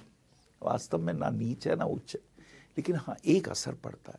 चंद्रमा जब वृश्चिक राशि में जाता है और जब वृषभ में होता है, वृषभ में उच्च के हैं, वहां पर धैर्य है, वहां पे ऐश्वर्य है, क्योंकि वो वृषभ राशि पृथ्वी तत्व की है, ये जल तत्व की राशि है।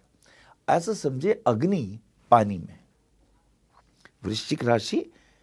अब चंद्रमा अगर यहां आएगा, चंद्रमा जल तत्व वाला है, तो ऐसी स्थिति में क्या होता है कि इनको थोड़ा सा सुनना है, थोड़ा सा समझना है, और एकदम गुस्से में नहीं आना है, क्योंकि अचानक जैसे उबलता पानी पड़ गया तो एकदम क्रोध, एकदम आवेश, उससे नहीं बचना है।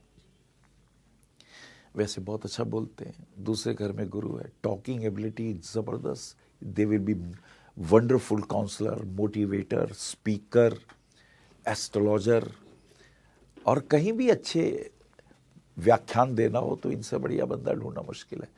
अगर ये बोलें तो, क्योंकि चंद्रमा नीच का पहले हिचकते हैं, अरे मैं कर लूंगा, अच्छा मैं देख लूंगा, क्योंकि ये जो वृश्चिक राशि है बिच्छू की तरह, ऊपर एक डंक है, दो सामने हैं, तो व्यक्ति तो सोचता है यहां से अटैक करेगा, ये यहां से भी कर सकते हैं। बहुत अलर्ट हैं, बहुत समझदार हैं, और अपनी बातों को गोपनीय रखना चाहते हैं। कोई बात करेंगे थोड़े में करेंगे, और कोई नहीं समझेगा तो फिर झल्ला के कहेंगे समझा नहीं, एकदम ये आवेश इनको आता है। अब इनके और ग्रहों के क्या प्रभाव पड़ेंगे इस साल? सूर्य और चंद्रमा सेकंड हाउस में, और वो अमावस्या का है, तो इन्हें क्या करना है? इनका जुपिटर सेवंथ हाउस में, टॉकिंग एबिलिटी, काउंसलिंग एबिलिटी अच्छी रहेगी, नेम फेम यश कीर्ति की प्राप्ति होगी।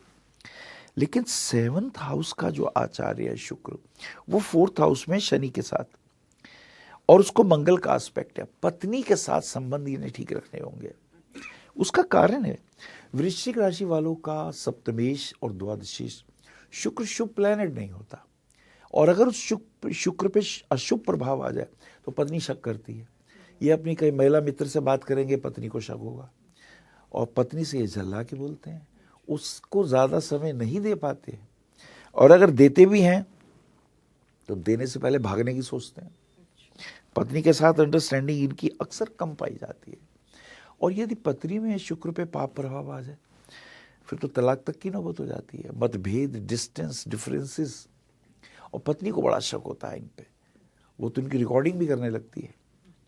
अक्सर केस जब चलते हैं वृश्चिक राशि वालों के ऊपर, तो इसी वजह से पति पत्नी के संबंधों के कारण इन्हें इस जन्म में एक ही साधना करनी है, स्त्रियों का सम्मान करना है, बेटी हो तो, माँ हो तो, पत्नी हो तो, बहन हो तो, क्योंकि ये झल्ला जाते हैं, आवेश इनको एकदम आता है। कारण विशाखा नक्षत्र का एक चरण है, वो तो गुरु का है, फिर अनुराधा का 4 चरण है, वो शनि का है। अब शनि ने बहुत मेहनत करानी है, संघर्ष कराना है। फिर ज्येष्ठा है, वो बुध का है। ज्येष्ठा फिनेंस, मुझे पैसा कैसे बनाना है, शेयर मार्केट में जाना है, ये एमबीए करेंगे, ये चाहेंगे कि मैं किसी तरह बैंक डिवीजन में आ जाएंगे, ये इनकी एक एटीट्यूड होता है कि मुझे पैसा कैसे कमाना चाहिए। इनका सेकंड और पंचम हाउस का स्वामी गुरु है, संतान के दृष्टिकोण से भी इन्हें थोड़ी टेंशन रहती है, क्योंकि जो पंचमेश गुरु है वहाँ इस वर्ष 1.5 साल तक राहु केतु का प्रभाव है। अगर ये पति पत्नी लड़ गए और पत्नी ने डिवोर्स मांगा तो वो बच्चे को साथ ले जाएगी, ये इंपॉर्टेंट रहेगा। बच्चे से वियोग, तो बच्चे को लेने के लिए इन्हें बहुत मेहनत करनी पड़ सकती है, तो पत्नी से लड़ाई झगड़ा ना करें। शनि शुक्र चतुर्भाव में, प्रॉपर्टी का सुख इन्हें मिलेगा, ये खुद अर्जित नहीं करेंगे, इनके माता पिता या कोई इनको देंगे जरूर, तो इनको प्रॉपर्टी की प्राप्ति होगी। मंगल की स्थिति को अगर हम देखें, मंगल भाग्य स्थान में, तो भाग्य साथ देगा, देर बेर भाग्य तो साथ देगा। इनकी सबसे बड़ी प्रॉब्लम ये है कि ये नहीं कह सकते आई एम सॉरी, ये नहीं कह सकते, अंदर से फील करेंगे कि मुझसे गलत हुआ है, कह नहीं पाते। हाँ, दोस्तों के साथ बहुत समय गुजारते हैं, रात की पार्टियां करेंगे, घूमेंगे फिरेंगे, ऐश करेंगे, वो समय अच्छा है। और एक चीज़ और इनकी अच्छी है, जिसके साथ निभाएंगे तो पूरा निभाएंगे, आखिर तक खड़े रहेंगे। दोस्तों के दोस्त होते हैं, लेकिन इन्हें पार्टनरशिप सूट नहीं करती। दोस्तों के साथ अगर करेंगे तो दे will be the gainer and he will be the loser, तो इनको पार्टनरशिप से दूर रहना है। देश विदेश की यात्राएं खूब हो सकती हैं। और एक खास बात इनके लिए कहना चाहूँगा, बोलने के क्षेत्र में, काउंसलिंग के क्षेत्र में, मीडिया के क्षेत्र में अभूतपूर्व होते हैं। ये अगर अपने स्वभाव पे नियंत्रण रखें, आक्रोश पे नियंत्रण रखें, तो ये बहुत गजब कर सकते हैं। इस वर्ष की जहाँ तक बात है, मार्च के बाद इनको कुछ विशेष लाभ होने वाला है। इनको प्रॉपर्टी से संबंधी कोई लाभ होगा, अचानक कहीं से धन प्राप्ति के योग बनेंगे। और शेयर मार्केट में मैं इन्हें कहूँगा ज़्यादा रुपया ना लगाएं तो थोड़ा बहुत लगा सकते हैं, उससे नुकसान नहीं है।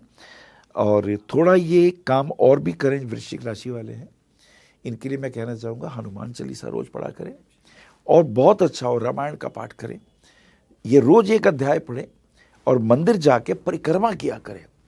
परिक्रमा से जितना इन्हें लाभ होगा, क्योंकि परिक्रमा का एक बहुत बड़ा मनोविज्ञान है, वो पूछेंगे तो बता दूंगा। तो ये इनके साथ खास बात रहने वाली है। और एक रुद्राक्ष इन्हें रिकमेंड करूंगा मैं, 12 मुखी एक रुद्राक्ष धारण करें, वो इनके लिए बहुत शुभ रहेगा। गुरुजी, आपने जैसे बताया कि वृश्चिक राशि वालों के थोड़ा पति पत्नी में मतभेद हो सकते हैं या कुछ ऊंच नीच बात हो सकती है, तो उसके लिए भी एक छोटा सा उपाय बता दीजिए। बहुत सुंदर बात कही आपने, अद्वितीय। राधा कृष्ण के मंदिर में जाके एक माला लंबी सी ले, राधा और कृष्ण दोनों को पहना दे। और मन ही मन एक काम और भी करें, राधा जी को प्रणाम करें क्योंकि वो शिव जी हैं, और कृष्ण जी को प्रणाम करें क्योंकि वो पार्वती जी हैं, जैसे मैंने आपको बताया। ये अगर घर में तुलसी रखें और रोज एक दीपक वहां जलाया करें और तुलसी की परिक्रमा कर लें, इनके बहुत से कष्ट दूर होंगे। पत्नी के साथ ही नहीं, माता हो, बहन हो, ये बहुत प्रेम पूर्वक व्यवहार करें। ये व्यवहारता तो इन्हें लानी होगी, आचरण में लानी होगी, तो इनको ज्यादा फायदा होगा। और आप बार बार परिक्रमा की चर्चा कर रहे हैं, तो आप बता ही दीजिए कि परिक्रमा का इतने फायदे क्यों हैं और हर उपाय में परिक्रमा क्यों आ रही है। आप देखिए, ऊपर ब्रह्मांड में देखिए, सूर्य है तो पृथ्वी सूर्य का चक्कर लगा रही है, चंद्रमा भी चक्कर लगा रहा है पृथ्वी के साथ साथ, बुध भी लगा रहा है, गुरु शनि सब सूर्य के चक्कर लगा रहे हैं। तो ये जो चक्र लग रहा है, एक विशेष प्रकार का ऊर्जा मंडल निर्मित हो रहा है। अगर आप भी मूर्ति के चारों तरफ परिक्रमा कर रहे हैं, आप उस ऊर्जा से, क्योंकि मूर्ति प्राण प्रतिष्ठित है, उसकी परिक्रमा करने से आप उसकी ऑरा से मिलते हैं। आपके जो नेगेटिव प्रभाव हैं वो तत्क्षण दूर होते हैं। लेकिन इसका अर्थ ये नहीं कि इधर हम परिक्रमा करें, उधर हम फिर लड़ाई लड़ें। तो हमें उस ऊर्जा से लाभ लेना चाहिए, ये परिक्रमा के सीक्रेट है। तो अब तो हो गई है वृश्चिक राशि की बात और हमने बहुत सारे उपाय भी पूछ लिए हैं। अब हम बात करेंगे धनु राशि की। धनु राशि का साल 2025 कैसा जाने वाला है? Very nice. धनु राशि के स्वामी आचार्य हैं देवगुरु बृहस्पति, जो ज्ञान के, रीति रिवाजों के, कर्तव्यों के बोध के, अनुशासन के आचार्य हैं। और यहाँ भी मूल, पूर्वाखाड़ा और उत्तराखाड़ा 3 नक्षत्र हैं। जैसे वृश्चिक राशि में जो ज्येष्ठा नक्षत्र है वो गणमूल का है, उसकी भी हमें विशिष्ट पूजा करानी चाहिए। ऐसी धनु राशि में मूल, इसका स्वामी केतु है, इसके 4 चरण हैं। पूर्वाखाड़ा के स्वामी शुक्र हैं, इसके भी 4 चरण हैं। और उत्तराखाड़ा के स्वामी सूर्य हैं। यानी ऐसा समझिए, केतु, शुक्र और सूर्य। तो धनु राशि वाले का केतु तुनक मिजाज, एकदम क्लिक करेगा, न्यायप्रिय, सत्य बोलने वाले, लेकिन कभी कभी इन्हें पता नहीं चलता, ये आवेश में बोल जाते हैं और इन्हें लगता है कि मैं सही कह रहा हूँ। इस बात का ध्यान रखना है, क्योंकि शास्त्र कहता है सत्यम बुर्यात प्रियम बुर्यात, सत्य तो बोलो लेकिन सत्य प्रिय हो। ऐसा कड़वा सच भी ना बोलो दूसरे का दिल टूट जाए, ये भी ध्यान रखना चाहिए। दूसरे शुक्र हैं, सुंदर होते हैं, टॉकेटिव होते हैं, बातचीत अद्भुत होती है, देखने में इनका मुखमंडल बड़ा तेजस्वी होता है। संगीत के क्षेत्र में, गायन के क्षेत्र में, डांस के क्षेत्र में सबसे अच्छी बात, जो बात करते हैं तो वो उसमें एक आकर्षण होता है। शब्दों की प्रस्तुति, 2 शब्दों के बीच का गैप, ये नहीं आता है, ये प्राकृतिक बोध है इनके पास। और उत्तराखाड़ा सूर्य तो तेजस्वी भी होते हैं। झूठ से नफरत होती है, मुंह पे बोल देंगे, आपको बुरा लगे तो लगे, फिर आप पिता हो, माँ हो, भाई हो, बहन हो, इसको इसकी परवाह नहीं। लेकिन जब इन्हें बोध होता है यार कुछ ज्यादा ही हो गया, तो प्यार से मनाने भी आते हैं, बात भी करते हैं। आइए देखते हैं इनके साथ क्या होने वाला है, क्या वर्ष कैसा है। सूर्य चंद्र तो लगन में ही आ गए हैं, तो सूर्य तो इनके भाग्य के स्वामी है।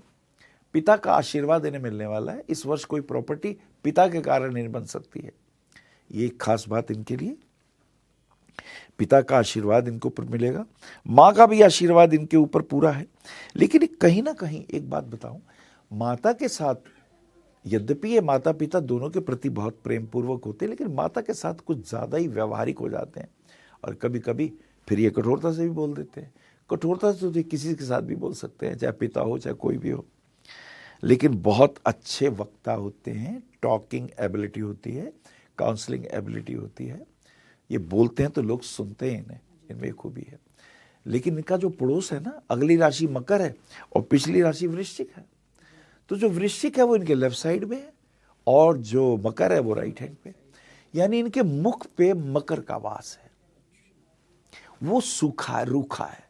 तो जब इन्हें गुस्सा आएगा तो ऐसा बोलेंगे कड़वा, किसी को भी बुरा लगता है। ओहो, फिर तो मुझे द्रौपदी याद आती है, अंधे की औलाद अंधी होती है। फिर ये ऐसी कटु बात बोल देंगे कि दूसरा गया। तलवार का काटा तो कटेगा पर शायद जुड़ जाए, घाव जुड़ जाए, भर भी जाए, लेकिन वाणी का भाव नहीं, वो घाव बड़ा गहरा होता है। तो इन्हें इससे बचना चाहिए। वो इनका खतरनाक मूड है, क्रोध आए तो इनको कंट्रोल नहीं होता। उसकी एक वजह यह है कि मंगल अभी नीच का है, वो देख रहा है सेकंड हाउस को, तो आवेश और क्रोध से बचना है। शनि शुक्र इनके थर्ड हाउस में गए, मित्रों से दोस्तों से इन्हें कोई लाभ नहीं है। ये उनके लिए अच्छे हैं, वो इनसे लाभ लेते हैं। वो बातचीत करते हैं बड़ी मीठी मीठी, इनकी चाटुकारिता करते हैं और इनसे लाभ ले लेते हैं, लेकिन इनको उनसे कोई फायदा नहीं है। हाँ, उनको इनसे बहुत फायदा है। ये एक और खास बात आ रही है जो मुझे कहना है। The Lord of 11th house placed in the third house. कोई भी इनका दोस्त या कोई भी इनका छोटा भाई या वो चचेरा भाई हो, मेरा भाई हो, दोस्त हो, उससे इन्हें कोई फायदा नहीं है। वो इन्हें झूठी बात बोलेगा, इनका मिसयूज करेगा, इनको एज ए एंकर शील्ड बना के रखेगा और फायदा अपना लेगा। और ये बेचारे भोले भाले, मेरा भाई मेरा दोस्त, उसके लिए परिवार वालों से लड़ जाएंगे, भिड़ जाएंगे, और इन्हें बाद में पता चलेगा तब तक बहुत नुकसान हो चुका होगा। ये भूल के भी किसी को रुपया उधार ना दें, ये भूल के भी चेक पे साइन ना करें, गारंटी ना लें किसी की, ये मेरी गारंटी है, इन्हें अपयश मिलेगा, इन्हें नुकसान मिलेगा, क्योंकि वो भाई या वो मित्र निभाएगा नहीं और वो दोषारोपण इन पे आ जाएगा। ये खास भविष्यवाणी कर रहा हूं मैं इनके लिए। धनु राशि को थोड़ा सावधान रहने की इस बार जरूरत है, तो कुछ और खास उपाय जो धनु राशि वाले करें और सावधान रहें? बड़ी अच्छी बात कही आपने। इनके लिए एक बहुत सुंदर सा प्यारा सा मैं उपाय देता हूं धनु राशि वालों के लिए, जो इनको बहुत लाभ होने वाला है। ये कोशिश करें घर में अशोक का वृक्ष लगाएं। यो हरति शोका इति अशोका, जो शोक को हर लेता है वो वृक्ष घर में रखें, उसको जल दें। जैसे जैसे जल की उसमें कोपलें आएंगी, पेड़ पत्ते आएंगे, तो उतना ही इनके जीवन में ऐश्वर्य होगा। पुखराज रत्न ये पहन सकते, अब ये खर्चे वाला उपाय है, 5-5.25 रत्ती का ये पुखराज पहन सकते हैं। नहीं तो एक और उपाय है, हल्दी वाला दूध। वो जो हल्दी है जो बाजार में सब्जी मिलती है, थोड़ा सा काट के दूध में मिला के ये थोड़ा पिया करें, तो इनके लिए बहुत अच्छा है। ये अपने स्वास्थ्य का ध्यान रखें। गॉल ब्लैडर में प्रॉब्लम आती है, वहाँ कहीं ना कहीं पथरी के रोग होते हैं, तो अगर पेन हो तो उसको जल्दी दिखा लेना चाहिए। और एक खास बात है इनकी कि जॉब में परिवर्तन होने वाला है और वो कुछ अच्छा होगा, देश विदेश जाने के योग बन रहे हैं। और खास करके अगर ये कहीं मीडिया में है तो अद्भुत होगा, अगर ये नेता हैं तो इनको नया मान सम्मान मिलने वाला है, उन्नति के नए अवसर मिलने वाले हैं, और न्यायाधीश हैं तो इन्हें विशेष सम्मान मिलने वाला है। जी, तो ये तो हो गई धनु राशि की बात, और थोड़ा तो सावधान रहने की आपको जरूरत है, लेकिन गुरुजी ने उपाय भी आपको बता दिए हैं। अब हम बात करेंगे मकर राशि की। मकर राशि का साल 2025 कैसा रहने वाला है? बहुत अद्भुत बात है। मकर राशि, देखिए ये भी पृथ्वी तत्व प्रधान राशि है, धैर्य की राशि है, पृथ्वी धारण करती है। वो लोग कितने बम मार रहे हैं यूक्रेन में, वो बेचारी सब सहती है और वो हमारी रक्षा भी करती है। मकर राशि वालों का पड़ोस देखिए, पीछे धनु राशि गुरु हैं, ज्ञान के आचार्य हैं, आगे कुंभ राशि है, कुंभ पर्व आ रहा है ना आगे, वहां हम क्या क्या लाभ प्राप्त करेंगे, ये तो जो लोग कुंभ में आएंगे तो उनको पता चलेगा। तो मकर राशि वालों का स्वामी शनि है, लेकिन इनके जो 3 नक्षत्र हैं, उत्तराखाड़ा, श्रवण और धनिष्ठा। तो उत्तराखाड़ा यानी सूर्य, सूर्य के 3 चरण, श्रवण का चंद्रमा उसके 4 चरण और धनिष्ठा के 2, यानी सूर्य चंद्र मंगल, तो राशि बड़ी बलवान है। उसका एक वजह यह भी है कि जो हमारी काल पुरुष की कुंडली है उसके 10वें भाव की राशि है ये, तो ये बहुत भाग्यवान है क्योंकि काल पुरुष का 10वां भाव इनको मिला है। तो कर्म की बात यहां आती है, कर्मण्येवाधिकार से मा फलेषु कदाचन, ये कर्म करें और कर्म फल को भगवान पे छोड़ें तो इनको बहुत लाभ होने वाला है। इनके साथ क्या है कि 2nd हाउस में शनि और शुक्र है। शनि और शुक्र फाइनेंशियल दृष्टिकोण से बहुत लाभदायक, इन्हें विशेष लाभ होगा। इनका शुक्र राजयोग कारक होता है, इनका पंचमेश और दशमेश है। ऐसा शुक्र है तो प्रॉपर्टी के क्षेत्र में, भाग्य के क्षेत्र में, वाहन के क्षेत्र में बहुत शुभ, संतान के दृष्टिकोण से विशेष लाभ। राहु इनके 3rd हाउस में और केतु 9वें में, तो ये राहु केतु तो बहुत ही अच्छे हैं इनके। शत्रु इनके सामने शांत होंगे, पुराना कोई मुकदमा चल रहा होगा तो वो शांत हो जाएगा। और हस्बैंड वाइफ के रिलेशन में खास बात कहना चाहता हूँ, इन्हें अपने पति के साथ थोड़ा निभाना है। पति थोड़े इरेटिक से हैं क्योंकि वो 7th हाउस में कर्क राशि है। यूँ वो बड़े बुद्धिमान हैं, समझदार हैं, जीनियस हैं, लेकिन चिढ़ जाते हैं छोटी छोटी बातों पे। कोई बात ऐसी कह दे तो इनको उससे प्यार से बात करनी है, धैर्य से बात करनी है। आर्थिक दृष्टिकोण से विशेष लाभ। इनका भाग्येश 11वें भाव में, तो धन प्राप्ति के इनके योग बनेंगे। 5वें भाव में गुरु है जो कि इनके भाग्य के लिए श्रेष्ठ है, पिता के लिए श्रेष्ठ है, पिता की हेल्थ के लिए भी ये शुभ रहेगा। इनकम के पॉइंट ऑफ व्यू से विशेष लाभ होगा। बड़े भाई को फाइनेंशियली सपोर्ट मिलने वाली है और इनके अपने लिए थोड़ा स्वास्थ्य का ध्यान रखेंगे और बाहर की चीज़ें ज़्यादा नहीं खाएंगे, वो इनके लिए शुभ रहेगा। और जहाँ तक इनका उपाय खंड की हम बात बताएं जो इनके लिए बहुत शुभ होने वाला है, गीता पढ़नी शुरू कर लें। गीता के रोज कुछ भी ना करें, 1 श्लोक पढ़ें और उसका अर्थ समझें। ये करने से इनके जीवन में हर प्रकार की शुभताएं आनी शुरू हो जाएंगी। 9वें भाव में मंगल नीच के हैं तो फास्ट ड्राइविंग से बचें। पार करते वक्त ध्यान रखें कहीं गलत ढंग से पार्किंग ना करें, कोई दूसरी गाड़ी आती हुई ठोक ना जाए, तो उसका हमें ध्यान रखना है। बाकी ये निश्चित रूप से जितना भी कृष्ण भक्ति करेंगे, ये भगवत गीता लें और हर पूर्णिमा को बांट दिया करें मंदिर में। जितनी ये भगवत गीता का विस्तार करेंगे, बांटेंगे, उतना ही इनके लिए बहुत शुभ होगा। बहुत ही अच्छी चीज आपने बताई और कुछ छोटा उपाय तो आपको बताना ही होगा। मकर राशि वाले क्या छोटा सा उपाय करें जिससे 2025 का साल उनका बेहतर बीते? बहुत अच्छी बात करी आपने। अब देखिए ठंड का मौसम है, अभी कंबल ले लें। गरीबों में, गरीब लोगों को पुराने ठिठुर रहे होते हैं, उनको कंबल बांट दें। अमावस्या वाले दिन बांटेंगे तो विशेष लाभ है। और वैसे तो रोज जो ठिठुर रहा है उस बेचारे की तो रोज अमावस्या है, उसको ये कंबल बांटें। खट्टे मीठे फल, संतरे वगैरह डिसेबल्ड पर्सन्स को दें, इनको बहुत लाभ होगा। और भूल के भी अपने माता पिता का ये अपमान ना करें, उतना ही इनको सम्मान मिलने वाला है। तो ये तो मकर राशि की बात हो गई। अब हम आते हैं कुंभ राशि पे, क्योंकि अगर आपने भी 2024 में प्रेडिक्ट किया था कि कुंभ राशि का जीवन इस साल थोड़ा उथल पुथल वाला रहेगा, तो वो बहुत सारे लोगों ने कमेंट करा और हमने देखा भी। तो ये साल कुंभ राशि वालों के लिए कैसा जाने वाला है? 2025 में कुंभ राशि वालों के साथ क्या क्या होने वाला है? देखिए, ये आपने बड़ा कीमती प्रश्न कर लिया है। तो पहले अच्छी बात ये बता दूं, बहुत शुभ होने वाला है। मान सम्मान, धन, ऐश्वर्य सब कुछ मिलने वाला है।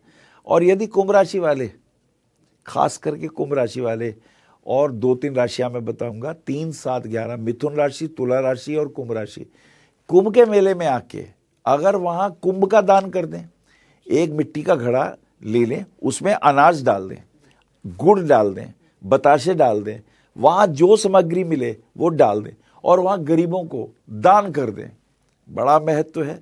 और कुंभ वाले दिन अगर वो स्नान करेंगे, स्नान करते वक्त ओम गंगा दिव्यै नमः ऐसा मंत्र बोल देंगे, तो कुंभ राशि वालों के ऊपर अमृत छिड़कने जैसा आशीर्वाद मिलने वाला है। तो कुंभ में तो बहुत सी चीजें घटने वाली हैं। और कुंभ राशि वालों को तो इसलिए भी, इनका नक्षत्र पहला धनिष्ठा, उसके स्वामी मंगल है, तो इन्हें मान सम्मान, ऐश्वर्य की प्राप्ति, भूमि संपदा की प्राप्ति के योग। शतभिषा राहु आर्टिफिशियल इंटेलिजेंस में, कंप्यूटर के क्षेत्र में, मीडिया के क्षेत्र में अद्भुत ऐश्वर्यों की प्राप्ति होगी। और पूर्व भाद्रपद गुरु ज्ञान के आचार्य हैं, इनके सामने हर कोई नहीं टिक सकता। क्यों? क्योंकि कुंभ राशि के राइट हैंड में मीन राशि है, उसके आचार्य बृहस्पति हैं, तो इनके मुख पे देवगुरु बृहस्पति बैठे हैं। Talking ability, counselling ability, motivational speaker, दूसरों को प्रभावित करने की कला तो कोई कुंभ से सीखे। कुंभ तो मटका खाली भी पड़ा हो तो दूर से लगता है इसमें शायद जल होगा, ये आशावादी दृष्टिकोण देने वाले हैं। और इनके लेफ्ट साइड में कुंभ राशि के मकर राशि होती है, वहां इनका श्रम है, इनका अतीत मेहनत का है, बहुत श्रम का है, बहुत मेहनत का है। ये बहुत मेहनत करते करते करते करते करते करते यूं कमल की तरह खिल जाते हैं, ऐसा वह। आइए देखें इनका हिस्सा। शनि शुक्र इकट्ठे लगन में, क्या बात है। मार्च तक तो ऐसा ऐश्वर्य है, धन की प्राप्ति, मान सम्मान की प्राप्ति, प्रमोशन की प्राप्ति, सारे योग। मार्च के बाद इनके शनि देव मीन में चले जाएंगे, सेकंड हाउस में। जब ये सेकंड हाउस में जाएंगे तो शनि की 7.5 के 2.5 साल इनके रह जाएंगे। तो इन्हें एक बात का ध्यान रखना है, किसी मजदूर का, किसी गरीब का, ऑफिस में कर्मचारियों का अपमान ना करें, बल्कि उनकी बेटियों बच्चों के विवाह में ये थोड़ी मदद कर दें, भूखों को थोड़ी रोटी खिला दें, अमावस्या को भोजन करा दें, तो इनके ऊपर तो बड़ी कृपा होने वाली है। सेकंड हाउस में राहु है, ऐसे लोग एकदम नहीं बोलते, चुप रहते हैं, लेकिन जब बोलते हैं तो लोग सुनते हैं। परिवार से इन्हें पूरी सपोर्ट नहीं मिलती, इन्हें अपना रुतबा खुद बनाना पड़ता है। ये अपने हाथ जगन्नाथ, ऐसा होता है इनका। फोर्थ हाउस में गुरु है, माता बहुत समझदार और बुद्धिमान, ज्ञानवान, शिक्षा दीक्षा देने वाली। सूर्य चंद्रमा 11th हाउस में धन प्राप्ति के, ऐश्वर्य के पूर्ण योग दिखाई देते हैं, प्रॉपर्टी के योग दिखाई देते हैं। माता की सेहत का थोड़ा इन्हें ध्यान रखना है। पति के साथ ये है टर्निंग पॉइंट। पति इनके बड़े इगोइस्टिक होते हैं, वो तो लगता है हम तो राजकुमार हैं, उच्च वंश के हैं, बहुत ऊंचाइयों से आए हैं, तो उनका भाई सम्मान कर लो, क्योंकि उनकी राशि सिंह पड़ी है सामने, और शेर एक ही होता है, शेर के साथ उलझना नहीं चाहिए।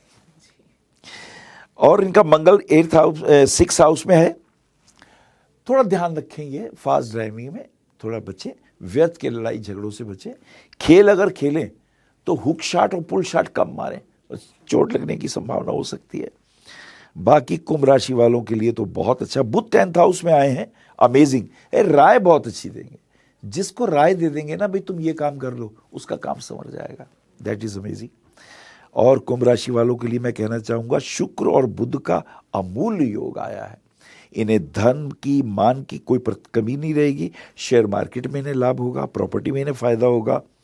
और शुक्र भाग्येश है, अगर इनका ज्वेलरी का काम है, डिजाइनिंग का काम है, साड़ियों का काम है, AI का काम है, कंप्यूटर का क्षेत्र है, भैया साधारण है ये, इन्हें कोई मान सम्मान मिलेगा। तो अब कुंभ राशि वालों के लिए कुछ उपाय, साल 2025 तो आपने बता दिया बहुत ही अच्छा जाने वाला है, लेकिन साथ ही साथ कुछ उपाय भी बता दीजिए। देखिए इनका लग्नेश जो है वो कुंभ है, तो उसके देव ये शनि देव है। अगर ये पीपल के पेड़ के नीचे एक दीपक जला दें, अगर ये पीपल के 7 चक्कर लगा दें, थोड़ा पीपल को ऐसे पकड़ लें और मन ही मन कहें महादेव महादेव, ओम शनिश्चराय नमः, इनके सारे गठिया के रोग दूर हो जाएंगे, इनके जोड़ों के रोग दूर होने शुरू हो जाएंगे। अच्छा, कुछ लोग हमसे पूछते हैं आपने ऐसे ही कह दिया दूर हो जाएंगे, भाई कैसे हो जाएंगे? पीपल में एक गुण है, वो हर वक्त ऑक्सीजन छोड़ता है, वो आपका कार्बन सकअप करता है और अपना ऑक्सीजन आपको देता है, तो आप ऑक्सीफाइड हो जाते हैं। पहली चीज, क्योंकि जब आप गले से लगते हैं तो आपके फेफड़ों में भी, अब जिनको अस्थमा की प्रॉब्लम होती है उन्हें भी लाभ होता है। और यदि कोई, और खास करके ये रोज 2 पीपल के पत्ते जो ऊपर से टूटे हुए हों या तोड़ लें, पानी में उबाल लें, आधा गिलास जब रह जाए, एक गिलास में से आधा गिलास रह जाए, उस गुनगुने पानी को धीरे धीरे पिए, इतनी शक्ति आएगी। ये है प्रभाव कि इनके अर्थराइटिस भी दूर होंगे और इनके शरीर में एक उत्तेजना, एक जीवन शक्ति, दीर्घायुष्य, जैसे पीपल को अश्वत्थ कहते हैं, पीपल को तो कल वृक्ष भी कहते हैं। यह ऐश्वर्य कुंभ राशि के लिए बहुत छोटे छोटे उपाय आपने बताए हैं और बहुत ही बारीकी से, विस्तार से हमारे जो दर्शक हैं, जो हमें देख रहे हैं, मैं आपको बताना चाहूंगी कि यहाँ गुरुजी के हाथ में मैं एक बुक देख रही हूँ जिसमें पूरी कुंडली लिखी हुई है, पूरी राशियों की एक एक गणना है, कौन सा ग्रह कहाँ बैठा है, उसके अनुसार गुरुजी हमें बता रहे हैं कि आपका साल 2025 कैसा जाएगा। तो निश्चित ही बेहद ही सही है। आप इस वीडियो को ज्यादा से ज्यादा शेयर करिए ताकि और भी लोग जिनकी भी राशि शामिल है 12 राशियों में, वो जान सके कि उनका साल 2025 कैसा रहने वाला है। अब हम बात करेंगे गुरुजी अंतिम राशि की, 12 राशियों में सबसे जो मीन राशि है उसके बारे में, उनका साल 2025 कैसा जाने वाला। रेलगाड़ी का आखिरी डिब्बा। अब आखिरी डिब्बे के पीछे कुछ नहीं होता, इसलिए असुरक्षा की भावना, जब पीछे देखते हैं असुरक्षा की भावना इन्हें मिलती है। अभी तक सब राशियों के दाएं बाएं कोई राशि थी, मेष राशि को भी प्रॉब्लम थी कि उनके आगे कुछ नहीं था, इनके पीछे कुछ नहीं है क्योंकि आखिरी डिब्बा है। अब देखिए मीन राशि के स्वामी देवगुरु बृहस्पति हैं, ये भी जल तत्व प्रधान राशि है। अगर ये मिलजुल के रहें, प्रेम पूर्वक रहें, क्योंकि आचार्य ये मीन राशि के गुरुदेव हैं, तो ज्ञान तो है और बात करने की क्षमता भी है। उग्रता आती है इनकी वाणी में, ये बर्दाश्त नहीं कर पाते क्योंकि उनके अगले भाव में मेष राशि है, मंगल की राशि, अग्नि प्रधान राशि, उग्र तीव्र। अगर इनकी कोई बात काटेगा तो एकदम उग्रता आएगी क्योंकि मुख पे आगे मेष राशि है और पीछे कुंभ राशि है। ज्यादा इन्हें कहोगे तो फिर कुंभ, अच्छा ठीक है, वो इन्हें ऐश्वर्य जो है कुंभ का शनि का भी मिलता है, शनि इन्हें संघर्ष देता है। ऐसे लोग बहुत संघर्ष करके आगे आते हैं। ये तो इनका राशिगण प्रभाव। नक्षत्र देखिए, पूर्व भाद्रपद का 1 चरण, उत्तर भाद्रपद के 4 और रेवती के 4, ये गणमूल नक्षत्र फिर आ गया जो असुरक्षा की भावना देता ही रहता है। इसमें गुरु, शनि और बुध 3 ग्रहों के प्रभाव है। गुरु से ज्ञान है, गुरु से बात करने की क्षमता है, बुद्धिमान है, जीनियस है। गुरु के बाद शनि है तो जड़ तक जाके देखेंगे ये कितना सही है।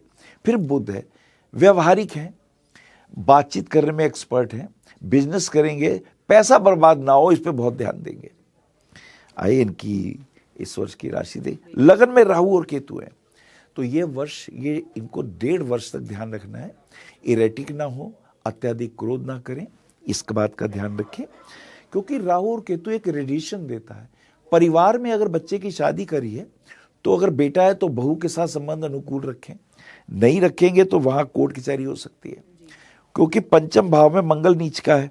मंगल नीच का हो तो पुत्र वधू के साथ संबंध अनुकूल नहीं रह पाते और वहां इनको प्रेम से रखना है। अगर ऐसा नहीं करेंगे तो कोर्ट कचहरी में उलझ ना जाएं, इसका भय लगा रहेगा। गुरु उनके 3rd हाउस में है। गुरु इनके 3rd हाउस का मतलब ये है कि अगर ये जॉब कर रहे होंगे, हो सकता है इन्हें जॉब छोड़नी पड़े, ये खुद छोड़ दें। अगर वो मान सम्मान नहीं मिलेगा तो इन्हें छोड़ना पड़ेगा। शनि शुक्र इनके 12वें घर में है। जो रुपया कमाएंगे, अब अगर कोर्ट कचहरी में पड़े तो रुपया वकीलों को देना पड़ेगा, कोई बीमार होगा तो रुपया वहां जाएगा, इन्हें इस चीज का रखना है ध्यान। और बुध इनके है भाग्य स्थान में, आर्थिक दृष्टिकोण से इन्हें लाभ मिलता रहेगा। संतान के पॉइंट ऑफ व्यू से संतान इनकी बुद्धिमान तो है, लेकिन गृहस्थी के कार्यों में उन्हें ज्यादा ध्यान देना होगा। छोटी छोटी बातों पे पति पत्नी के झगड़ों से बचना होगा और इनको भी विशेष रूप से ध्यान देना है कि किस तरह अपने परिवार में सुख शांति रहे। देश विदेश जाने के योग बनते हैं, विदेश जाएंगे तो फायदा होगा, एक्सपोर्ट इंपोर्ट में भी फायदे के योग है। और अगर ये राजनेता है, कोई महत्वपूर्ण पद प्रतिष्ठा इन्हें मिलने वाली है। अब इनके उपाय खंड की बात कर लेते हैं। इनके उपाय खंड के लिए एक बहुत आसान सा और प्रीतिकर उपाय, भागवत पढ़ा करें। श्रीमद् भागवत ये जितना पढ़ेंगे इनके घर के दुख दूर होंगे, इनके कष्ट दूर होंगे। और इनके लिए भी मैं रिकमेंड करूंगा कि एक 12 मुखी रुद्राक्ष पहने, वो इनके लिए बहुत शुभ रहेगा। और आखिर में एक बात मैं 12 राशियों वालों के लिए कहना चाहता हूं कि आप सवेरे या शाम एक बार मंदिर जाएं। सभी मंदिर जाके बहुत ही अच्छा हो, आरती में शामिल हो, अच्छा हो आरती खुद बोलें, ना बोल पाए तो पीछे तालियां बजाएं, जोर से तालियां बजाएं, चरणामृत वहां से जरूर लें और परिक्रमा जरूर करें। जन्म पत्री के कैसे ही दोष हों सब दूर हो जाते हैं।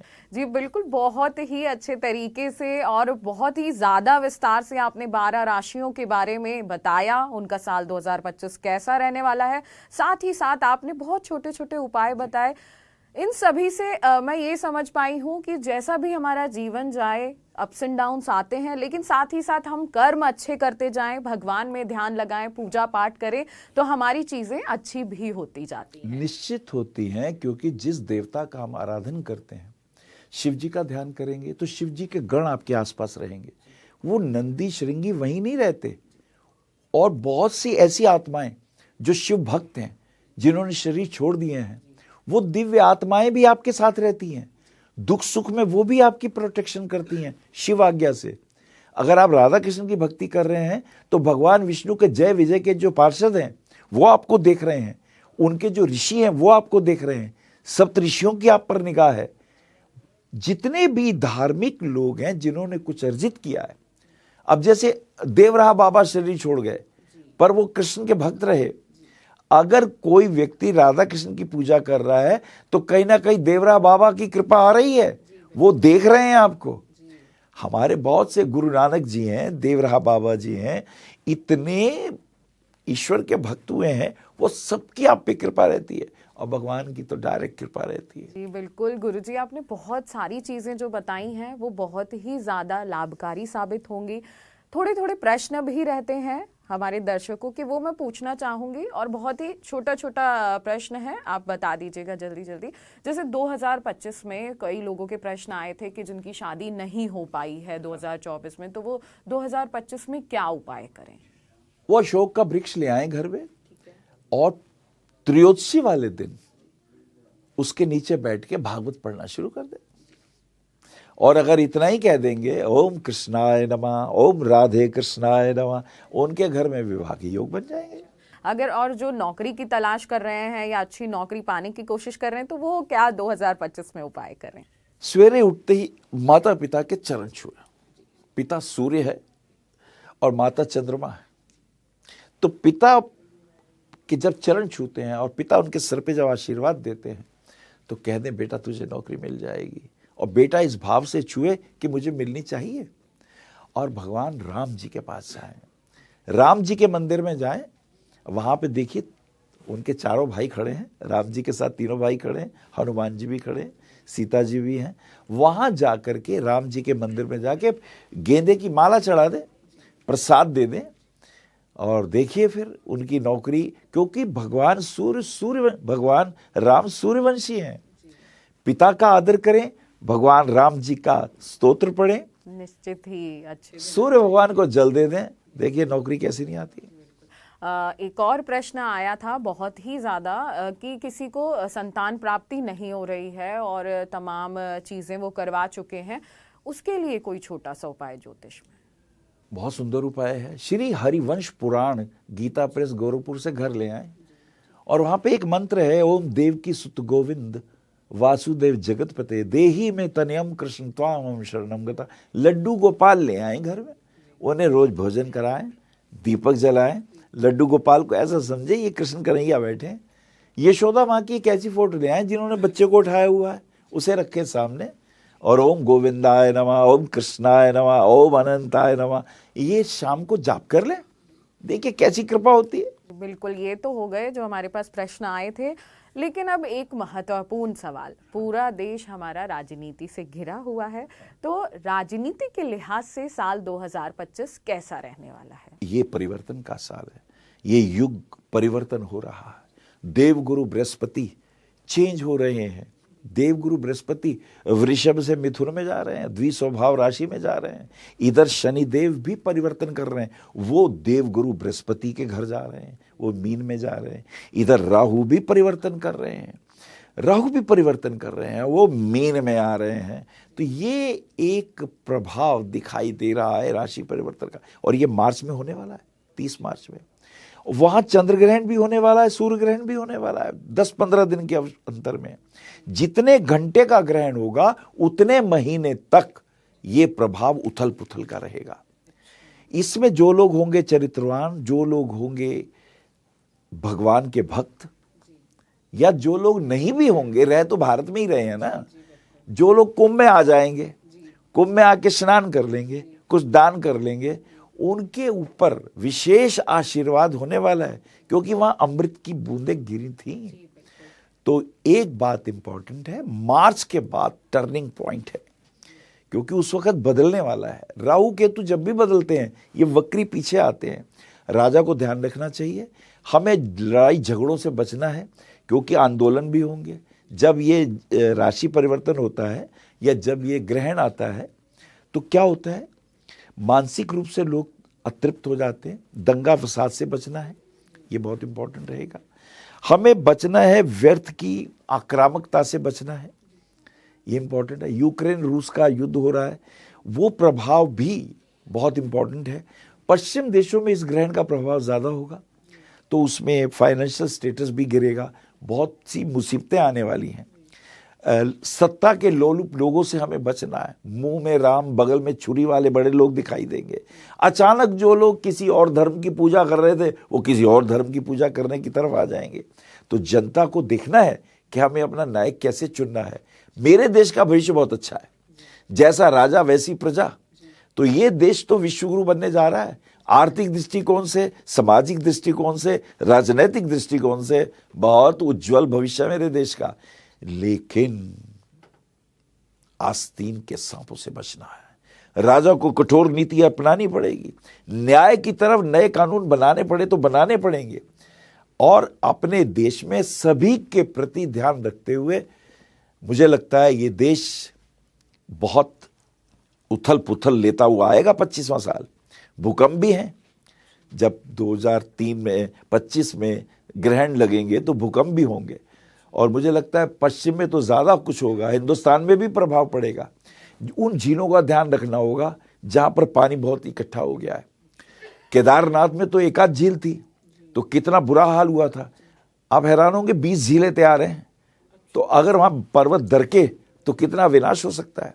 भूकंप से बचना है, हमें मौसम से बचना है, तूफानों से बचना है, ये तभी होगा।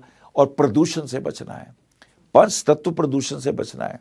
लीजिए एक रामबाण उपाय दे रहा हूं, सभी लोग नक्षत्र वाटिका लगाएं। 27 नक्षत्रों के 27 वृक्ष होते हैं।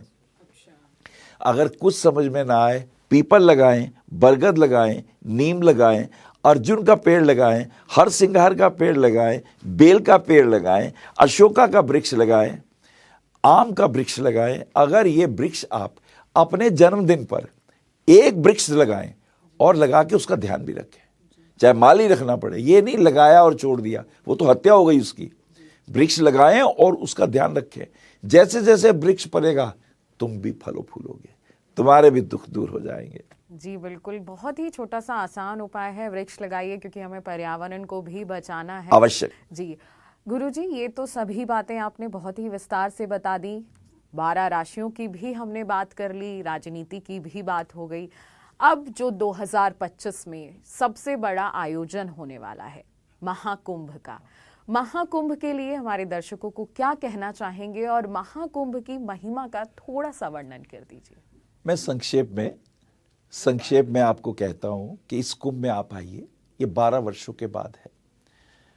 इसलिए है कि बृहस्पति को इसी राशि में आने में 12 वर्ष लगते हैं। देवगुरु बृहस्पति आचार्य ज्ञान के, आपके स्वास्थ्य के, आपके धन के, परिवार में सुख समृद्धि के, आपके बौद्धिक उन्नति के, परिवार में प्रेम संबंधों को बढ़ाने के लिए, असुरों से, राक्षसों से, रोगों से, बीमारियों से आपको बचाने के लिए एकमात्र बृहस्पति यदि केंद्र में है, त्रिकोण में है, तो आप सुरक्षित हो जाते हैं। तो भैया जिनका नहीं है आओ ना यहाँ, अब तो कुंभ लग रहा है ना, तो इस कुंभ में आइए, स्नान करिए।